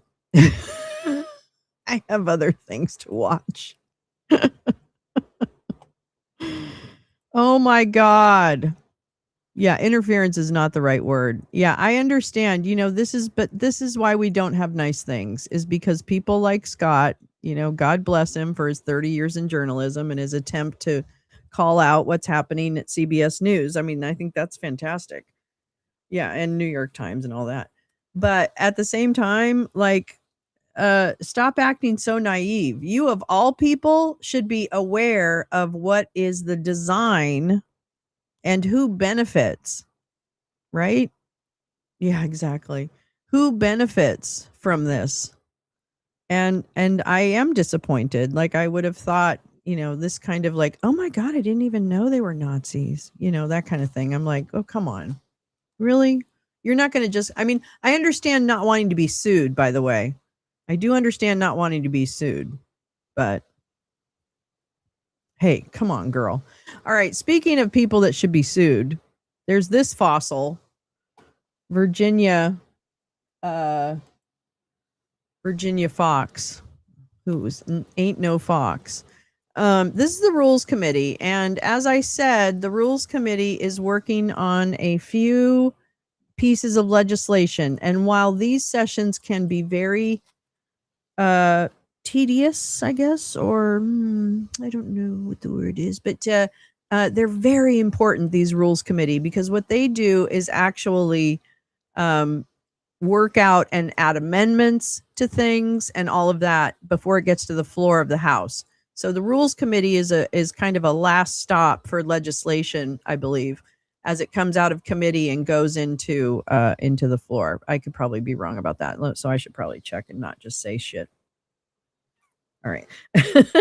Let me see what this, let me get you a list of the things that are being discussed here, and then we will join it in progress. Hold on.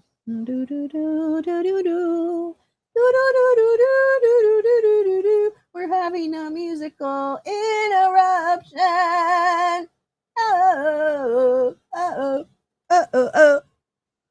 I'm gonna put this link in the chat, and then you can go to it because it's gonna show you all of the bills with links to the bills. It'll be the easier way to get to them versus me trying to, get them all pasted in there. But any old way, and we'll read about it. But here we go. And one of them is the Secure America Act, which is talking about the DHS funding, Fraud and Prevention Accountability Act, which is bullshit. So it's all about the fraud too. Advice Here's and Virginia. CBP for stopping criminality in its tracks. Yeah. What a peculiar position to take. Seriously, how odd. I'll make a prediction that I know will come true in the Rules Committee this afternoon. Our Democrat colleagues will dust off their primetime performative antics routine that we've seen time and again, like a return of a show on television. Sorry, Virginia. Madam Chairwoman, and I just want to note that I'm filling in for Mr. McGovern while he is returning from services for our former member, Barney Frank, who passed away, former member from Massachusetts. Hold on, So big noise. he should be here soon. I'm sure he doesn't want to miss the fun. I'm also sure that, like me, he'd rather be part of group therapy than a member of a cult. So with that, today, House Republicans are bringing forward another partisan reconciliation bill to provide an additional $70 billion to ICE and Customs and Border Patrol, on top of the roughly $140 billion they handed to those agencies last year. So I think it's a little hard to say that border security has been defunded when they actually have more funding than most armies around the world. Republicans are preparing to spend nearly $250 billion between last year's bill and this year's bill in borrowed money. So not to lower costs for American families, not to build housing, not to strengthen schools. 2,100? That's not bad. More affordable, A two-bedroom but to here, expand a 3,000. Massive deportation And that's the bottom. and detention apparatus that has I love already Joe on this spiraled out committee. of control. And the woman from New Mexico. And they want the American taxpayer yeah. to foot that bill. She's The great, too. same Republicans who spent years pretending to care about fiscal responsibility have suddenly decided that deficits BRB don't again. matter when it comes to tax breaks for billionaires and blank checks for ICE. They've added trillions to the debt between last year's bill and this year's bill with tax giveaways to the wealthy in the big ugly bill, and they want to spend billions more in this bill to fund masked and armed agents making raids in American cities, sprawling detention camps to house people who are not criminals, mass surveillance of citizens who oppose Trump's dangerous and divisive agenda, and unconstitutional abuses against Americans and immigrants alike. What makes this especially outrageous is that Republicans are pursuing this legislation through the partisan reconciliation process. They have to do it that way because they have refused every opportunity to negotiate a responsible bipartisan funding package through the normal appropriations process. Democrats proposed reforms and oversight measures. We demanded accountability after the killings of Renee Good and Alex Preddy. We proposed guardrails to prevent the abuses Americans have witnessed over the last year and a half, abuses involving those masked and armed agents on our streets, fear and intimidation tactics, warrantless searches of people's homes, and the detention of lawful residents and even citizens. Republicans have rejected every effort to require ICE and CBP to meet the same public safety and civil rights standards as every other responsible law enforcement agency in this country. And that tells you everything you need to know. This isn't about responsibly funding border security. It's about giving this administration more money and more power with fewer constraints and less oversight. An administration that has already demonstrated that it can't be trusted with the extraordinary powers it already possesses. An administration that with this legislation, Republicans are rewarding with yet another blank check. And where exactly is all this money going to? That's a serious question because by all accounts, ICE and CBP are already struggling to spend the billions of dollars that they were given last year by our Republican colleagues. Yet somehow we're supposed to believe these agencies urgently need another $70 billion. Americans have every reason to be skeptical, especially given the corruption surrounding this administration's spending and contracting practices. As Republicans lecture the country about waste, fraud, and abuse, including with the package of so-called anti-fraud bills that they're putting forward today, this administration has turned DHS's contracting into an open-air patronage system. Companies that spent years pouring money into Republican campaigns and Trump-aligned political operations stand poised to make billions more from this legislation. Lee, that just makes me Politically happy. connected You know what I mean? contractors Like, and allies of former Secretary I'm Noem just have glad already that cashed you in. How have many a well-connected lower payment. consultants and I think that's contractors great. are going to get rich off this bill? While all this corruption and fraud happens in broad daylight, Republicans continue to ignore the actual problems facing the American people. Gas prices are pushing $5 a gallon because of this administration's reckless and unconstitutional war in Iran. Families are struggling with high housing babes. costs, unaffordable health insurance plans, and record inflation. The war that's already cost over $100 billion has no clear end in sight, particularly after hostilities this weekend.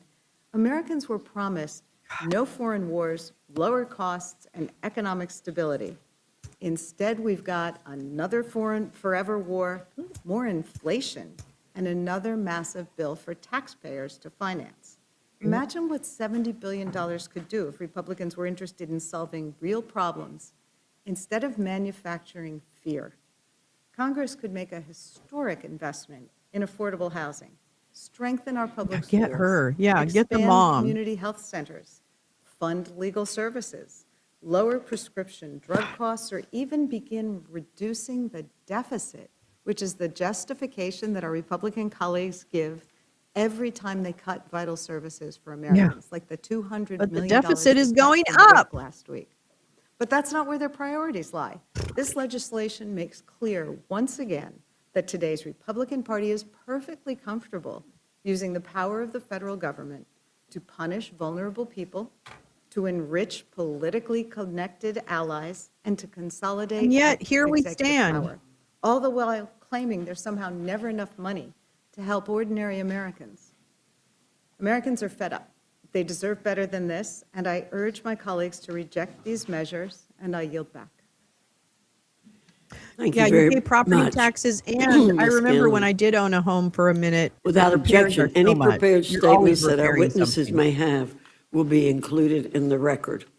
I now welcome our panel, Chairman Arrington and Representative Escobar from the House Budget Committee, Chairman Garbarino and Representative Walkinshaw from the House Committee on Homeland Oh, Security. I bet, Tom. and That's Chairman amazing. Jordan and That's Ranking Member hugely Raskin important. from the House Committee on the Judiciary. That's a good idea, Your Lee. full Talk about statements a will be trust. submitted for the record. That We that's ask you worth looking summarize your into. statement in 5 minutes. Chairman Arrington, Make it I a welcome farm, your then you can testimony. hand it down with no Thank you, taxes. Madam Chair. I'm just a sucker for listening to something that isn't true and having to Fuck make off, comments Jody. about it. Fuck It's off, just who I Arrington. am, and I'm going to do it this morning, and I'm going to veer off a little bit from the reconciliation because I heard Ms. Scanlon talk about Oh, my God. tax They're all cuts for the rich. insulted. Washington Post gave Democrats 4 Pinocchios on that tired rhetoric that is just completely and utterly When? false. The new filings were analyzed recently, and 70% of the new tax cuts went to low and middle class families. So if she's talking about the people that make an earning on tips Oh, as come rich people, or on. people making a living off of their This is overtime that got a stupid. tax break, Oh, my or God. I'm the finding it. Hold doubled on. standard deduction, which, Mr. Chairman, Hold on. 92% of all Americans take, I don't think those folks are rich people. Fuck off. But they're going to keep recycling this rhetoric, but it won't land because people have more money in their pockets. By the way, wages have gone up $3,000, and that is about Shut as much as up. it went down during the Biden administration. It's just policies have consequences. So, Oh, my and God. we, Go and to yes, pandemics. Ms. Ranking Member Scanlon, this is an all-Republican exercise, as was making sure we didn't put a 22% tax hike on working families. That's how much the tax No, you hike could have would come up been with a different had we tax allowed plan, the you tax cuts idiot. to expire. You all weren't willing to do it. We were, and Americans are better off. The economy's growing. business investments up, and again, more refunds, less withholdings, more money in people's pockets. Bullshit. Now, look, I can talk about this issue, Madam Chair, in the context of we had a deal with Democrats. Democrats reneged on funding the government. They had the longest shutdown ever, second to only Oh my God. the shutdown prior to this, over a COVID-era fraud-ridden tax or subsidy expansion. Wait, you guys So this voted was for that. 76 days that the American people had You to voted for have that. a Homeland Security service and apparatus go dark. We didn't have our Coast Guardsmen to defend our ports against terrorist attacks. We couldn't enforce immigration laws and protect our border from drugs and people being trafficked into this country. We didn't have CISA agents being able to man their posts so that our critical infrastructure wasn't hacked. We can say that this is Republicans' attempt to make good on our good faith negotiation the first time, and to make sure that our brave law enforcement have the tools they need to do the job that Joe Biden and the Democrats, when they had total control of this town, absolutely didn't do. They they abdicated the first and most important job of the federal government, which is to provide for the common defense. They didn't secure our border, they didn't enforce our laws, and we had record deluge of drugs, people, crime, gangs, people on the terrorist watch list, people from countries of interest, record, and it was destroying the fabric of this country, and it was Jody, calm putting at great down, risk girl. every neighborhood and every community and every city and state in this nation. And this president, Donald J. Trump, was elected, every swing state popular and electoral vote, to clean up this mess. And what's happened is you have rogue cities and states that refuse to work with our law enforcement to actually enforce the law. They would rather break the law and harbor people who have broken the law to come to this country rather than work to identify the most hardened criminals so that we can deport them and we can get back to rule of law, regular order, peace, tranquility, the things that the American people expect us to do up here for them, of all parties, across the board. So, yes, you're right. It is an all-Republican exercise because I can't find a Democrat that would stave off a 22% tax hike, and I can't find one that's willing to enforce the law as it relates to immigration, secure the border, and actually... Because literally Democrats have done it for decades, you stupid shit. If you wanted something to change about immigration, then you should have worked with Lankford on the bill that was presented to Joe Biden back in 2023. And you guys should have voted for the fucking reforms on immigration because that's what was stopping it. It was you. It wasn't us. You were the one stopping reforms on immigration, not us. And by the way, you should really check your numbers because I think Obama and Biden deported many more people than you're saying. And in fact, I think Biden had deported more people than Trump in his first year in office. So maybe you should check your facts, Jody. Because while the speech is beautiful and you're playing to an audience of, 24. Cool. No one else is hearing you. And we all think you're full of shit, except for probably the couple people that hate me that are hate watching. They probably love this. But anyway. Take the criminal elements that have come into this country. Okay, I want to go past him. Like the people who came into... For your indulgence, Madam Chair. Thank you, Mr. Arrington. I need her to stroke out right on live Thank you, Madam television. Chair and Madam Ranking Member. Let's bring some facts back There we into go. this room. I want to begin by saying it's a privilege for me to serve on both the House Budget and Appropriations Committee. I serve on the Department of Homeland Security Appropriations Subcommittee, which is where we should be talking about appropriations. But unfortunately, Congress is helping the president take away our obligation and duty to fund the government through this reconciliation bill. I want to remind everyone here and everyone watching that the One Big Beautiful Bill provided $140 billion with a B, for CBP and ICE, It increased our deficit by 4.7 trillion with a T.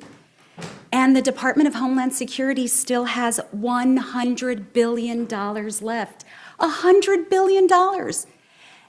There is money in the bank, and Republicans want the American taxpayer to give them $70 billion more in order to blow up the deficit even further. I want to talk about also what this money, what the One Big Beautiful Bill money has unleashed in our country. And I want to begin by saying I live on the US-Mexico border. I am one of a handful of members of Congress that actually live on the border. No one wants a safe, secure border more than those of us who live there, those of us who raised our families there, those of us who go home every weekend. But what the reconciliation dollars are doing is not creating a safer or more secure country. In fact, this money has unleashed abuses that US citizens are offended by. If you look at President Trump's polling numbers, you will see that American voters, American people do not like the way this administration is unleashing those dollars against our very own fellow citizens. In fact, as a result of this money, 170 US citizens were arrested and 2 were killed on the streets of Minneapolis. 60 people have died in ICE custody. This is a historic, shocking number, and that includes a homicide that occurred inside the detention facility in my district at Camp East, Montana. This money has unleashed abuses and violations of law and violations of the Constitution, and there have been attempts after attempts after attempts to limit our oversight of this money. I want to tell you about Camp East, Montana, in my district, which is funded with the One Big Beautiful Bill dollars that Republicans approved. Yes, realize today that they don't let facility inside can hold up to 5,000 human beings. Yeah. It is a $1.24 billion facility. I've had conversations with my constituents about what that $1.24 billion could do to help them improve their lives. Instead, it's going into a tent city that is run by a private contractor who has prioritized profits over meeting federal standards. And that's not all. This money has also been used by DHS to purchase 3 warehouses that were created to hold pecans from our agricultural industry, purchased by DHS in my district for $122 million. ICE is now going to spend probably hundreds of millions of dollars to retrofit these warehouses so that they can hold 8,500 immigrants. That should shock the conscience of everyone. There's not even the water capacity or wastewater capacity to hold that many people. But this money has emboldened and empowered ICE to do this. And I will say, it is shocking that instead of using the $100 billion still available, this $70 billion that's being added will really further empower ICE to do more of the same. And we all do support law enforcement. I take great offense to Republicans claiming we do not support law enforcement. This is why Democrats uniformly are opposed to the $1.8 billion slush fund that Donald Trump wants to use to pay off insurrectionists who beat cops on January 6th. True. So please do not lecture us about not supporting law enforcement. And if we want to talk waste, fraud, and abuse, let's not forget that Kristi Noem used reconciliation money for a luxury jet. Was it one or was it two? I can't remember. Three. With a bed in Three it. luxury jets. Also, her bizarre commercial that cost more than most Hollywood films cost. Thank you. There's some waste, fraud, and abuse there for Hell sure. yeah. And Republicans want $70 billion more? Budgets certainly are a statement of our What's values. the budget for that? And if Okay, bye. I can imagine what Democrats would do with the $70 billion that Republicans are asking for. So what could that $70 billion actually buy? It could build more than 280,000 new affordable housing units in America. It could cover almost 9 million people on Medicaid for a full year. It could feed nearly 10 million families on SNAP for a full year. It could fix more than 70,000 miles of highway. It could provide mental health care to more than 9 million veterans for a full year. But instead of doing that, at a moment when American families are hurting because of Trump's tariffs, because of Trump's illegal war in Iran, families are seeing increased grocery prices, increased gasoline prices, increased utility prices, and healthcare and nutrition programs that have been cut. This is what Republicans are doing. I strongly oppose this bill, and I encourage everyone here to do the same. I yield back, Madam Chair. Thank you very much. Chairman Garbarino, you're recognized. Thank you, Chairwoman Fox and Ranking Member, and the members of the Rules Committee. I appreciate the opportunity to be here with you all this morning, this afternoon, whenever this is. Funding the government is a constitutional imperative. We have a responsibility to fund departments and agencies through regular order and provide the certainty they need to carry out their missions. Since becoming chairman of the Committee on Homeland Security, I have witnessed the consequences of government willing to confront these challenges. Okay, nobody cares. I do want to read something to you interim to this. Oops, hold on. I just want to read this because what I've been looking at, and this may not be the perfect one, this is kind of opinion, in some ways, I would call it. But it's still an interesting, I know, my subscription was canceled, whatever. It's an expensive thing, The Economist. Anyway, so this article, though, I do have access to. The Big Beautiful Bill reveals the hollowness of Trumponomics. And, I'm just always looking for different opinions when it comes to, the big, ugly bill.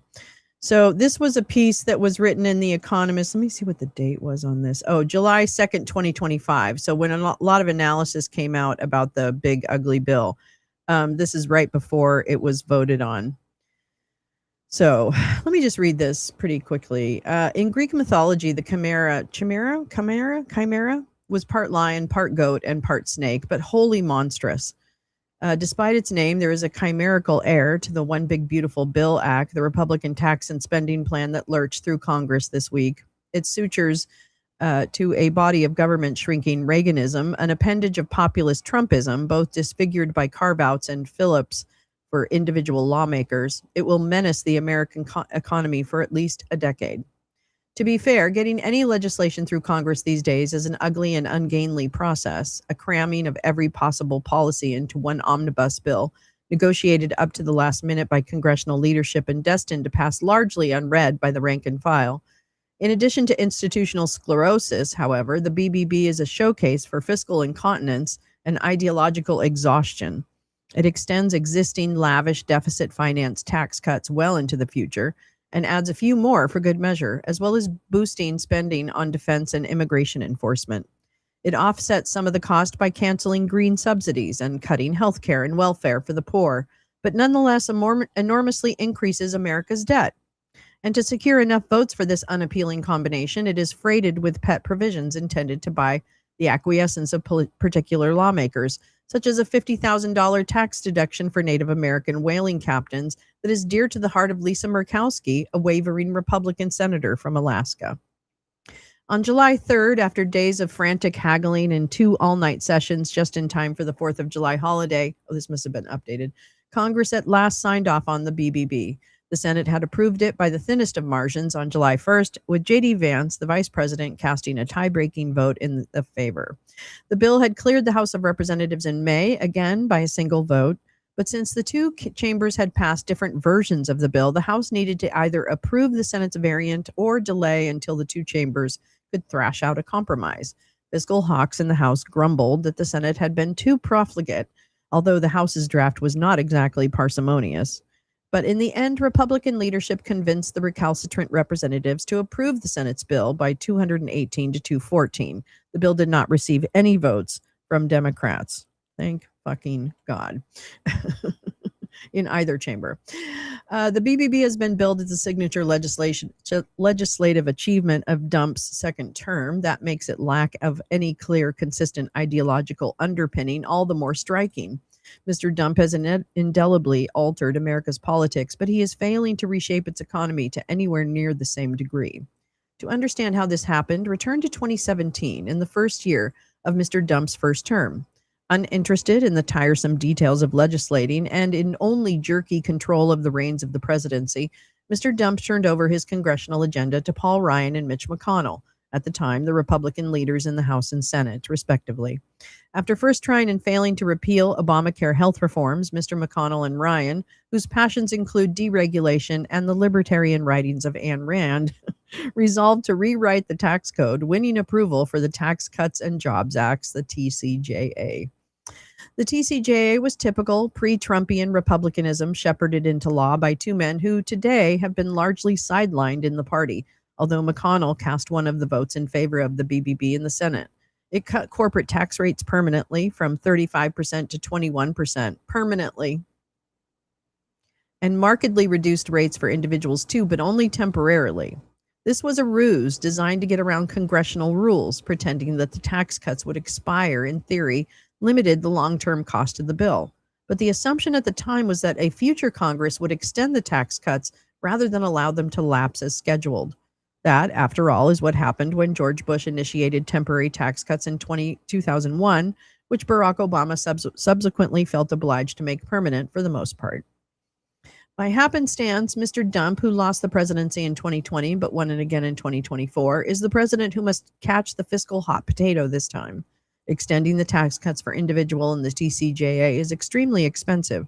Some of them, including generous standard deductions and a big credit for parents, are claimed by vast numbers of Americans. But other elements of the BBB, such as keeping top marginal rates at 37% instead of 39.6%, allowing bigger deductions for state and local taxes, and exempting more wealth from estate tax, benefit the richest. What is more, to the extent that the bill makes up for lost revenue, it does so by trimming Medicaid, government health insurance for the poor, and food stamps, subsidies for food for the poor. An evaluation of the version of the BBB that was ultimately approved with slight amendments estimates that 12 million people would lose health insurance. Here we are. They're doing it. Through a variety of cuts and the addition of bureaucratic hurdles like work requirements. And we've talked about those at length. And there's documented evidence that they do not work. Literally. The Congressional Budget Office, it just means more poor people and more hungry children. That's what this has done. That's what that means. I'm sorry. That's the real world that people live in.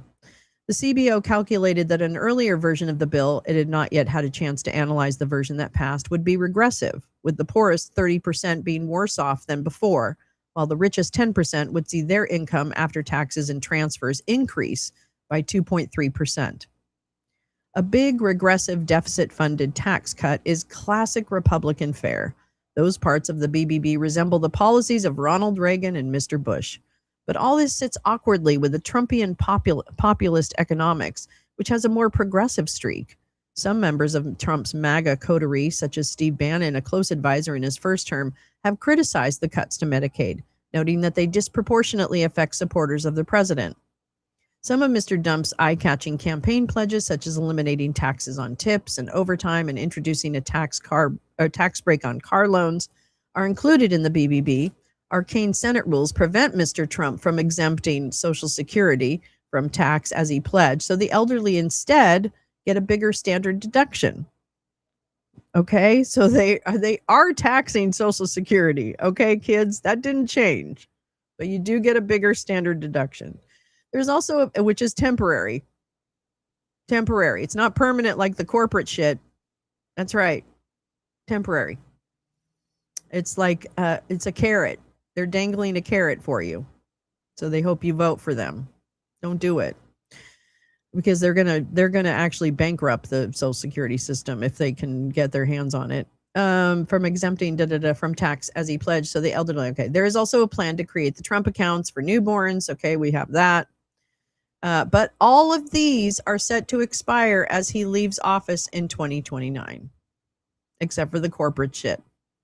The notional expiry is a repeat of the same gimmick employed in the TCJA. These tax breaks would cost $500 billion if they lasted for a decade, but their temporariness is nonetheless telling. Although Mr. Dump is enamored with exercising executive power and has made rank-and-file Republicans submissive to his whims, he shows the same indifference towards legislative matters as in his first term.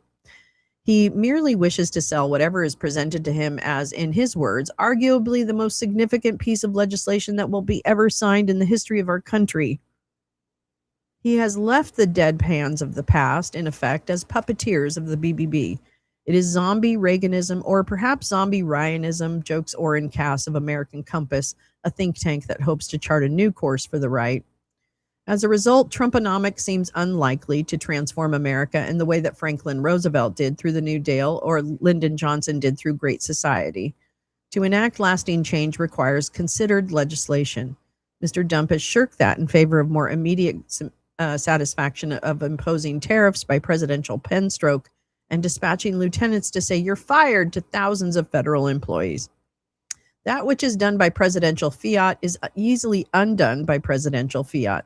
However, Mr. Dump has dramatically raised tariffs, which we know since this time has been deemed in part illegal. So he's not quite getting the tariffs that he thought he was. And I actually have a follow-up article to this. I'm sorry for the economics focus on a Monday, but, bird in the hand. But I have an article, actually, I think it's from the CBO, about that follows up to this. Mr.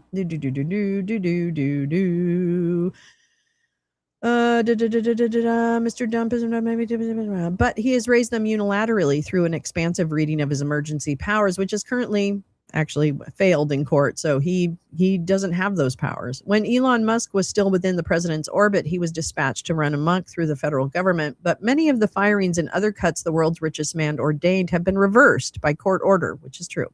These are not durable ways to implement economic policy. Americans still speak of the Reagan Revolution, Bill Clinton's welfare reform, and Obamacare. What program will they remember Trump by? Oh, it'll be the crimes. It'll be the illegal deportations and renditions of people. Yeah, that's going to be one of the big ones. Oh, and then probably selling ourselves to like Israel and Russia. Yeah, so espionage, treason. I don't know. Really name it. Just name it. I don't know.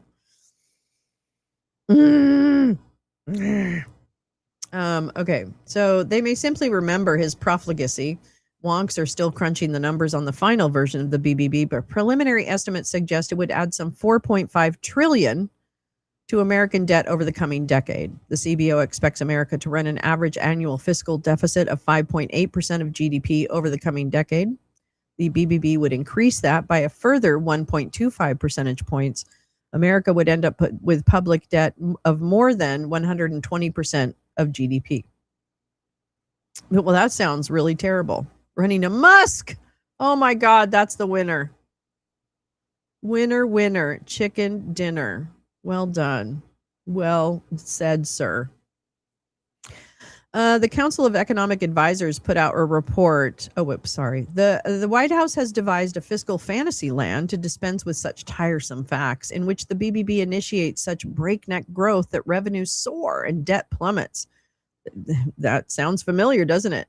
The Council of Economic Advisors put out a report that predicts that the BBB will add more than a percentage point to annual GDP growth and that there would be an 8.5 trillion to 11 trillion in total offsetting deficit reduction from Trump economic policies anchored by the BBB. Okay.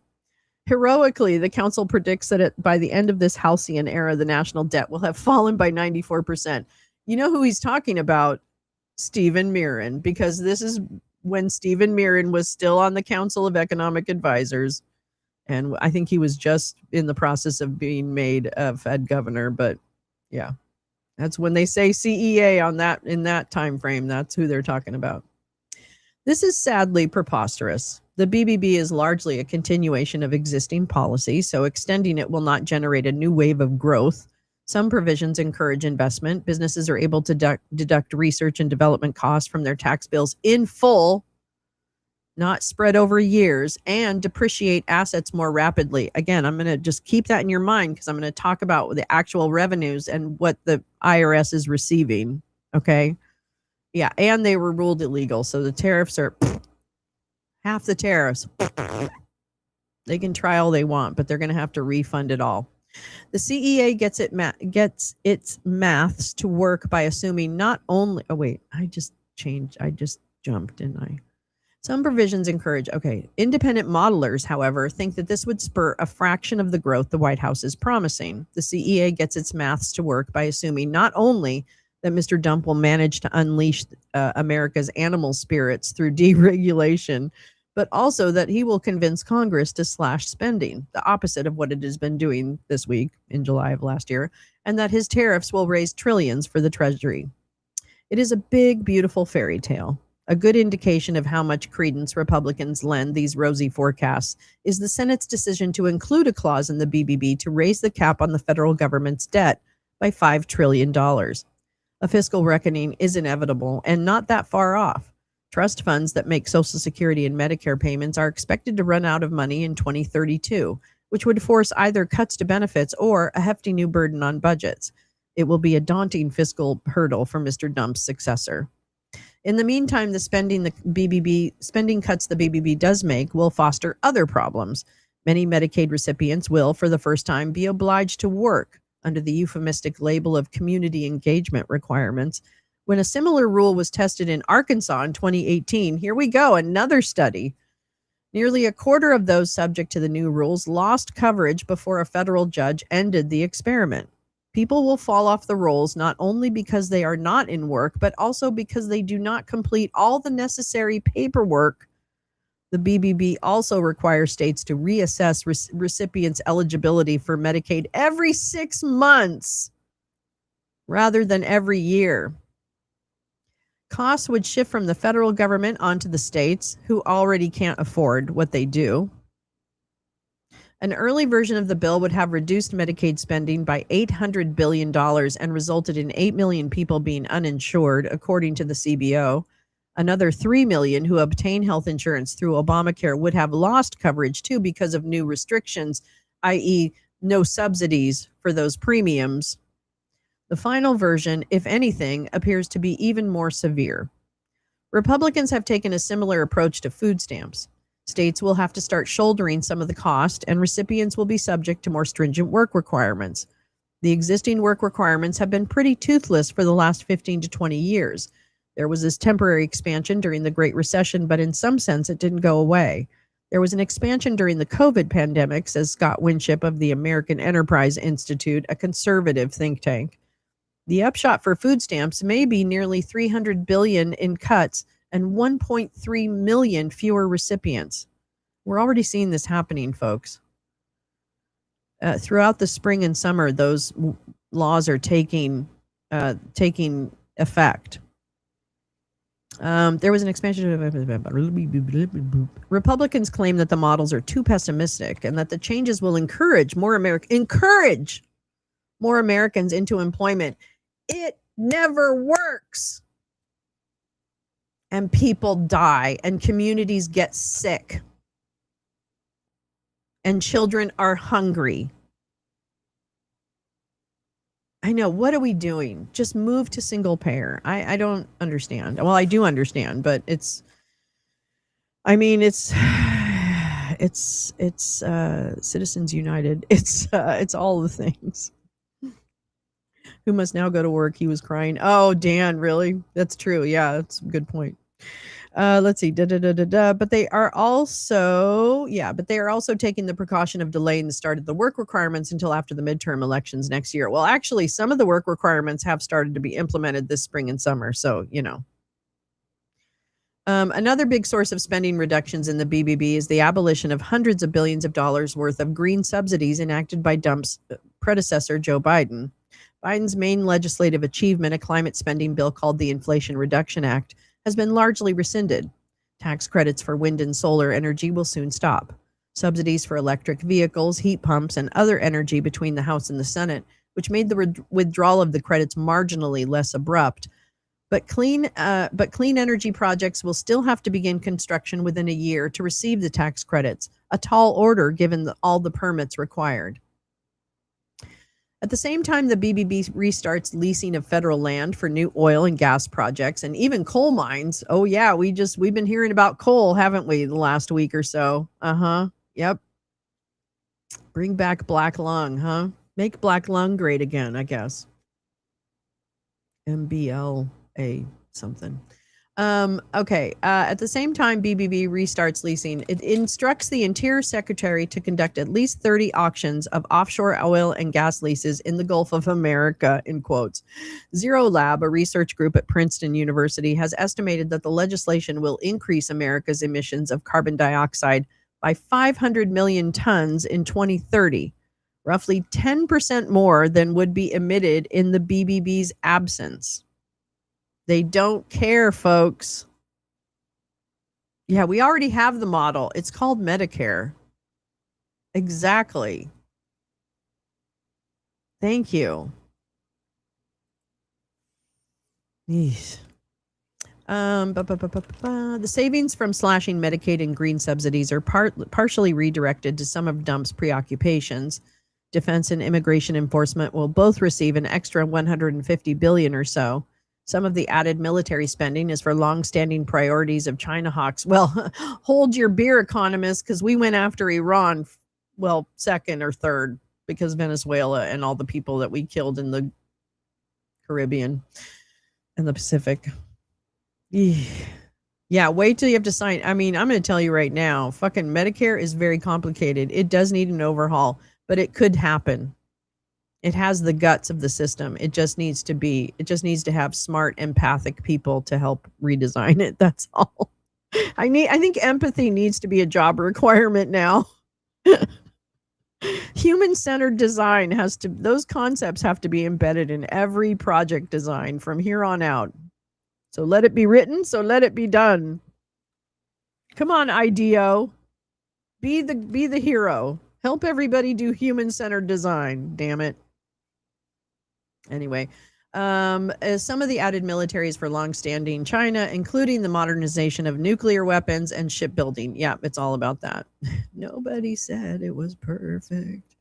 Mr. Trump's idea of a golden dome to shield the continental United States from missile attacks receives $25 billion. But you know what it does is when you're sick, you know you have care. I'm going to tell you that right now. That's the one thing about Medicare, Medicaid. You know you have some level of care, and that's really, really fucking important. Because as you get older, everything does fall apart. I'm sorry. That's just the way life is. You're an organic being. The BBB caters to the administration's every whim as far as immigration is concerned. It provides nearly $50 billion to pay for the construction of Trump's long-promised wall along the Mexican border. Another $45 billion is set aside for new facilities, and $35 billion to recruit and pay bonuses to officers of America's Border Patrol and immigration enforcement agencies. The administration's talk of deporting 1 million migrants a year seemed far-fetched at previous funding levels. This surge in spending may enable Trump to come much closer to accomplishing it. I don't think he has. I think there was some number about 400,000 people last year. I'm not really sure. I would really question that and check it. Every president is entitled to pursue the agenda he campaigned on. And in the case of Mr. Trump in particular, it is better that he do so through the regular channels instead of trying to govern by executive action and raise the specter of defying the judiciary when it rejects his power grabs. Still, no serious backer of the BBB could dispute its chimerical ugliness. Most tax reforms aim to simplify the tax code. It makes the rules much more complicated. both to fulfill Mr. Dump's campaign policy pledges and to induce reluctant congressional Republicans to vote for it. The bloating of the deficit at a time when interest rates and inflation risks are high is being waved away by a Republican Party that preaches fiscal discipline when out of power and spends with reckless abandon when in it. The loss of health insurance for millions of Americans will not just be a loss for those affected. It will be an albatross around the neck of whichever Republican candidate succeeds Mr. Dump in 2028, who will also have to explain the impending insolvency of America's entitlement programs. The fevered process rushing the bill through Congress before the 4th of July hinted at its flaws and inconsistencies. The Republican leadership kept coming up with fresh sops for wavering senators, only to be told that these bribes broke the Senate's rules. Some lawmakers wanted to make the bill less regressive by softening the cuts to Medicaid. Others wanted to make it more regressive by boosting the deduction for SALT. There have been complaints both that green subsidies are being cut too quickly and that they aren't being extirpated fast enough. Dumpster fire. Mr. Musk, Republicans' biggest donor at last year's election, declared himself horrified by the bill's profligacy and urged Congress to reject it. He pledged to set up a new political outfit if it passed. Where did he do that? The America Party, to try and unseat Republicans who voted for it. Maybe he is doing it. I don't know. Mr. Dump was so enraged by Tom Tillis, one of 3 Republican senators to vote against the bill, that he threatened to drum up a primary challenger to him at next election, whereupon Mr. Tillis announced that he would not seek re-election. He really stood up to him. He really told him, I'm going to end my career. Thunderstorms, whether divinely ordained or simply unlucky, prevented several congressmen from flying to Washington to vote on the bill, prompting mad dashes across the country by car. The frantic maneuvering was understandable because Congress had to get a tax bill of some sort approved to avoid inflicting big tax rises on voters when TCJA cuts expire at the end of 2025. But there were many ways to accomplish this, and Republicans have chosen perhaps the most improvident option available. The old saw about bankruptcy is that it comes slowly and then all at once. The bond markets are not panicking. The dollar's status as the world's reserve currency helps to ward off such a crisis. But in a decade's time, things may well look different. When the history is written then of what went wrong, expect a chapter of 2 to be devoted to the big, baleful behemoth, the BBB. There's a BBB. Let me read to you something else. Hold on. Let's see. Do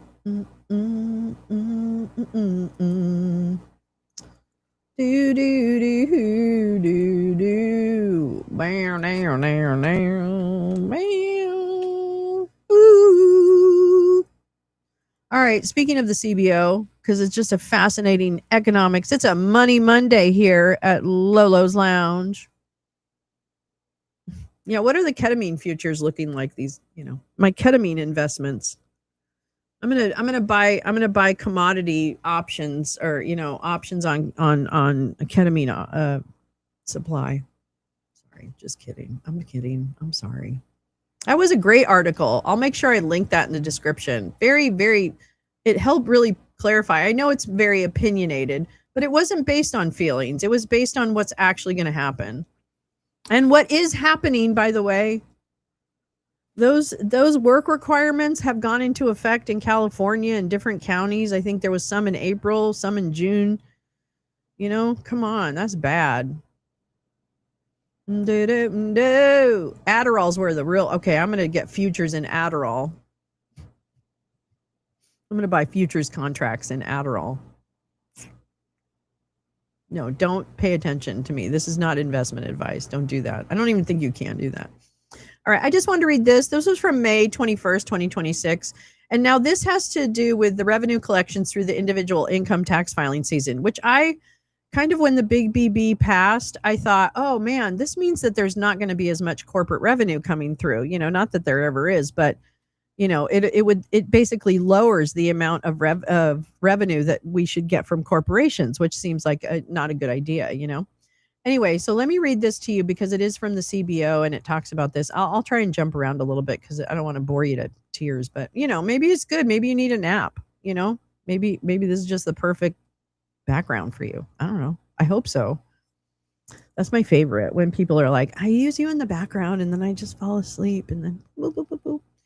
Collections of federal revenues from October 2025 to mid-May 2026 totaled $3.5 trillion, about $50 billion or 1% less, stay with me on this one, than would be expected on the basis of CBO's February 2026 baseline projections. Those projections incorporated CBO's modeling of changes in tax law made by the 2025 Reconciliation Act, so this is a little after the other one, and historical patterns in tax payments. As projected, the 2025 Reconciliation Act has increased tax refunds to households, which has supported the growth of consumer spending over the first half of this calendar year. And we can also talk about the jobs numbers and other things, because I'd like to talk about that. I guess it'll just be a Money Monday. CBO's February 2026 baseline incorporated revenue projections finalized in December 2025. The baseline projections indicate what the federal budget and the economy would look like if laws governing taxes and spending generally remained unchanged. In the February baseline, CBO projected that federal revenues would total $5.6 trillion in fiscal year 2026, 6.9% more than in 2025. Projections of revenue collections are typically most uncertain for the period from February to mid-May, when the Treasury processes most refunds and receives most payments associated with individual income tax returns for the previous calendar year. Collections were especially uncertain this year, in part because the 2025 Reconciliation Act included provisions that reduced tax liabilities for calendar year 2025 and were expected to affect refunds and payments made during the spring 2026 filing season. Those provisions include a new deduction available to taxpayers 65 and older, new deductions for qualified tipped income, overtime pay, and interest on certain car loans, and changes to the deductibility of state and local income taxes. Collections of individual income and payroll taxes so far this year have been slightly larger than expected. Collections of corporate income taxes and customs duties have been smaller. You see? You see?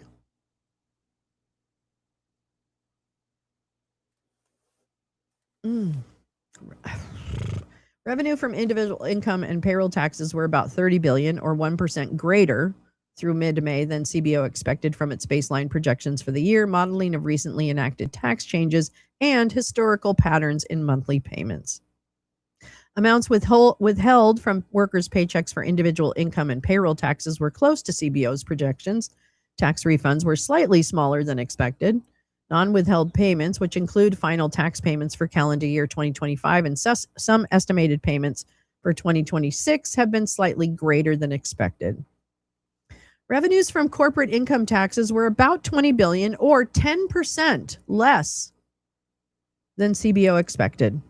In the baseline, CBO projected those revenues would decline in 2026, but the actual decline has been larger.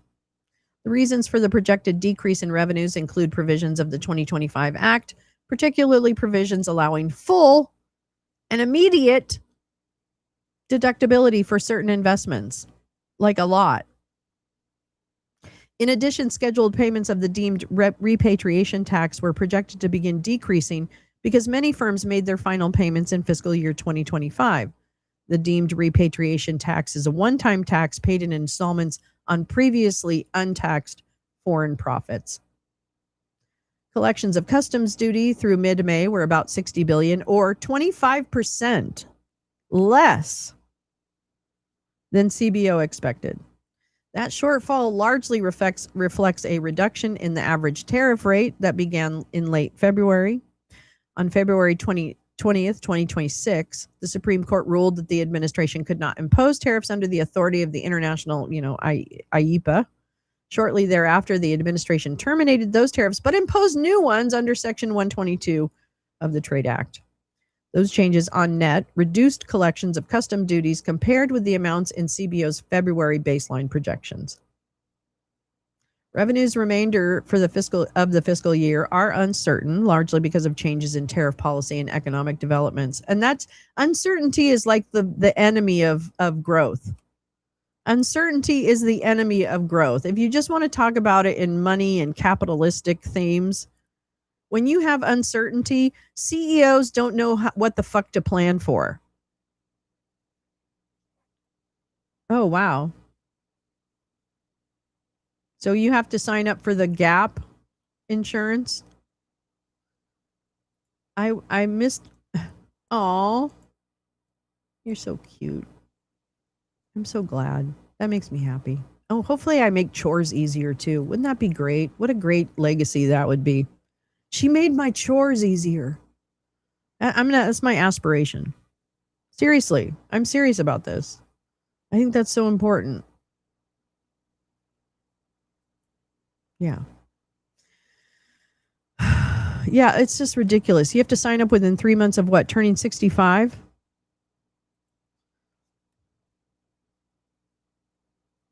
I'm 62. I better pay attention to that. Let me just finish this one out. The timing and eventual amount of those refunds remain uncertain. Of course, they're doing them. Refunds will further reduce net customs duties over the next several months. Additional changes in tariffs are likely to affect customs duties because the tariffs imposed under Section 122 are limited to 150 days, and the administration has stated an intention to impose tariffs under alternative authorities in future months. Although payments of tariff refunds will support some additional economic activity in the near term, CBO anticipates that uncertainty about the future path of tariff policy will continue to weigh on the economy. Oh, thanks, Dan. It's the filter. Thank you. That's sweet. I'm not, but it's sweet. CBO routinely provides the Congress with information about developments that affect customs duty. Blah, blah, blah, blah, blah. Okay, so anyway, that I thought that was a very interesting CBO piece. Now this is another CBO piece. I know I'm getting you into economics Monday. I'm so sorry. Okay, here we go. This is another piece from the Congressional Budget Office, which is a nonpartisan group that does analysis of legislation, et cetera, et cetera, et cetera, right? And this, I'll try and lead us through some of the parts that I thought that jumped out at me. But this is how the 2025 Reconciliation Act will affect the distribution of resources available to households. That's what caught my eye about this one. So here we go. The interactive tool illustrates the distributional effects of the 2025 Recon Act. It allows users to explore how the law affects economic resources available to households grouped on the basis of their income. In their assessment, the legislation will affect household resources through several channels: federal taxes and cash transfers, such as Social Security benefits; federal and state in-kind transfers, such as Medicaid benefits; states' fiscal responses, that is, changes in state taxes and spending resulting from changes in state spending on program benefits that they didn't have to do before, but now, as a result of this legislation, they're going to have to take on, or it's not going to happen. Other spending and revenues, which CBO allocates as if they were public goods. Each channel will affect household resources in different ways. The effects are not all directly comparable, so caution should be taken when interpreting the combined effects of different resource channels. For example, both reductions in taxes and increases in border security spending will have a positive effect on household resources in this analysis, but the ways in which households will benefit from them are different. I mean, this is like, totally, yeah, exactly. Yeah, you have to buy more. You have to buy more. Is it cheaper to do the 10%? I don't know. Okay, so this one caught my eye. So their average annual change in resources per household relative to CBO's January 2025 baseline from 2026 to 2034, so about 8 years. And here is, they do it by the income deciles, I guess. And you can see, I just want to give you the top line because I'll include this link as well so you can dig through it yourself. But if you just go to this is again the effects through 2034. The net effect on the lowest household incomes in this country, and you can see how large that percentage is a negative $1,214, I think, a year. I'm not sure if it's per year. I don't know if you can. So then it goes through each of the income deciles, but then you see this, and in the highest, they receive a benefit, a net effect of $13,622. Like, that's insane. This is how this legislation is going to impact the day-to-day lives of people.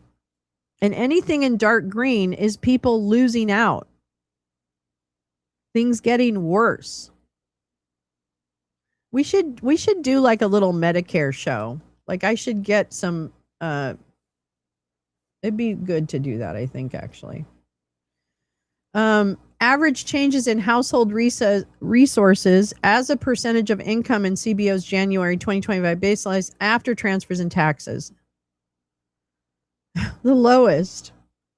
The net effect is a negative 3.1 change in household resources. And in the highest, it's an overall gain of 2.7%. I mean, it's just really insane. I mean, this is very detailed too. I'll definitely send this because you can crunch the data yourself.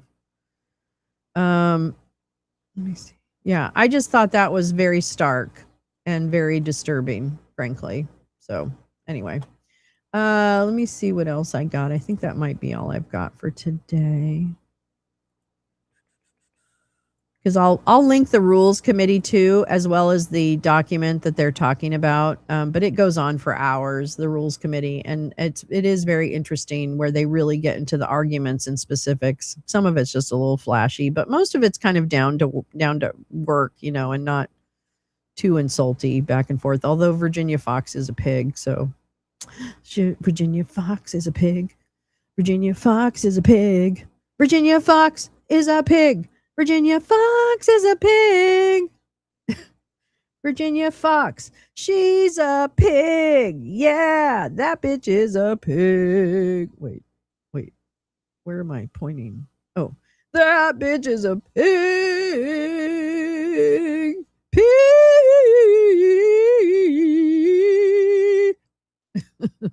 She's a piggy. Wait, I gotta get her off your screen. Hold on, let me do this. Let me do this. Wait, let me do it. Stop. She is a tumor incarnate. She is a tumor incarnate.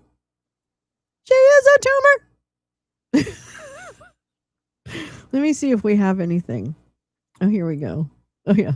She is a tumor.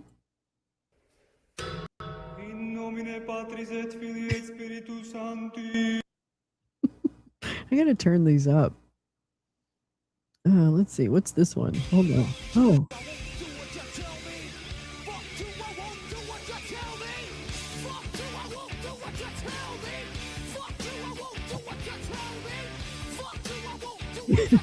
I won't do what you tell me. Oh, what's this one? Shutting the fascists down, fighting the facts so fast we make the fun times last. Lolo's Lounge, Lolo's Lounge. The whole damn town. This is our theme song.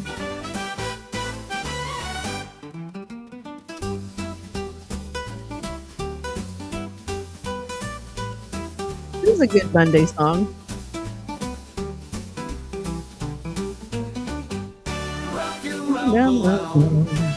Shutting the fascists down. Shutting the facts so fast. We make those fun times last. At Lolo's Lounge, Lolo's Lounge. Best damn friends in the whole damn town.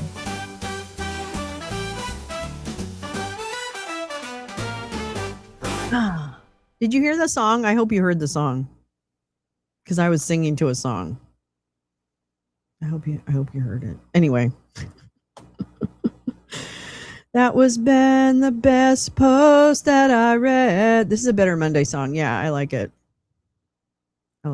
Wait, here we go. Is this what you're referring to? Am I wearing lipstick? Yeah. Yeah. Saying shut up. Oh, Fox, yeah. I don't know if she's wearing lipstick or not. Okay, wait. What did you say here, Max? In order to be really covered, you need to purchase a Part D for drugs and policy and a Medigap policy, but get that one within the first year or pre-existing conditions apply. Really? And Katie Britt too. Yeah. Fuck her. Yes, heard the song. Good. The Advantage policies operate more like Obamacare, narrow network, set copays, and prior authorizations. Ugh. I know. That's, yeah. I hate it. I do too. I love that song. Let's see. Do I have another one? I just don't want to leave yet. I'm not ready to leave. Let's see.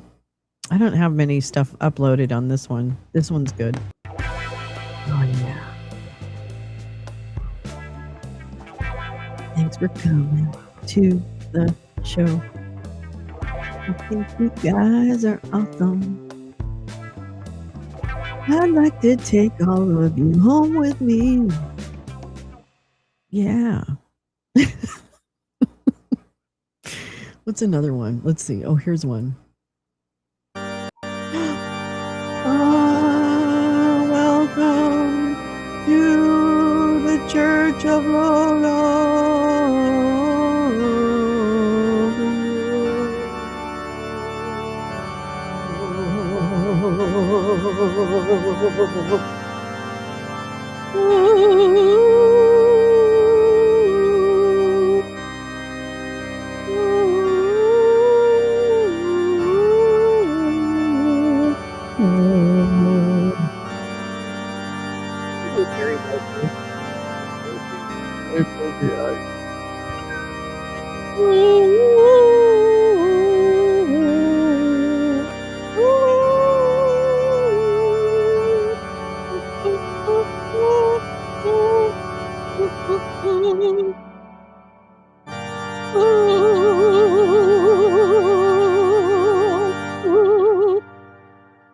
Should have taken a breath. All right, wait, here's the last one. This is a good one. Remember when we had the Daily Down Lolo?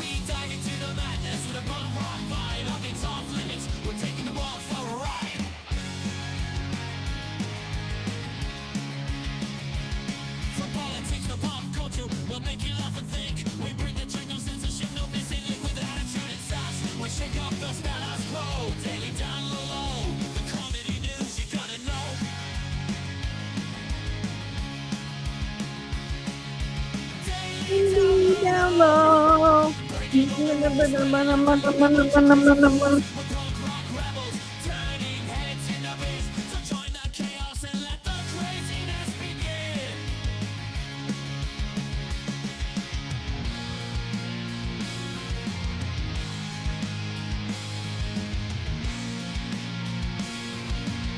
Yeah, your anthem.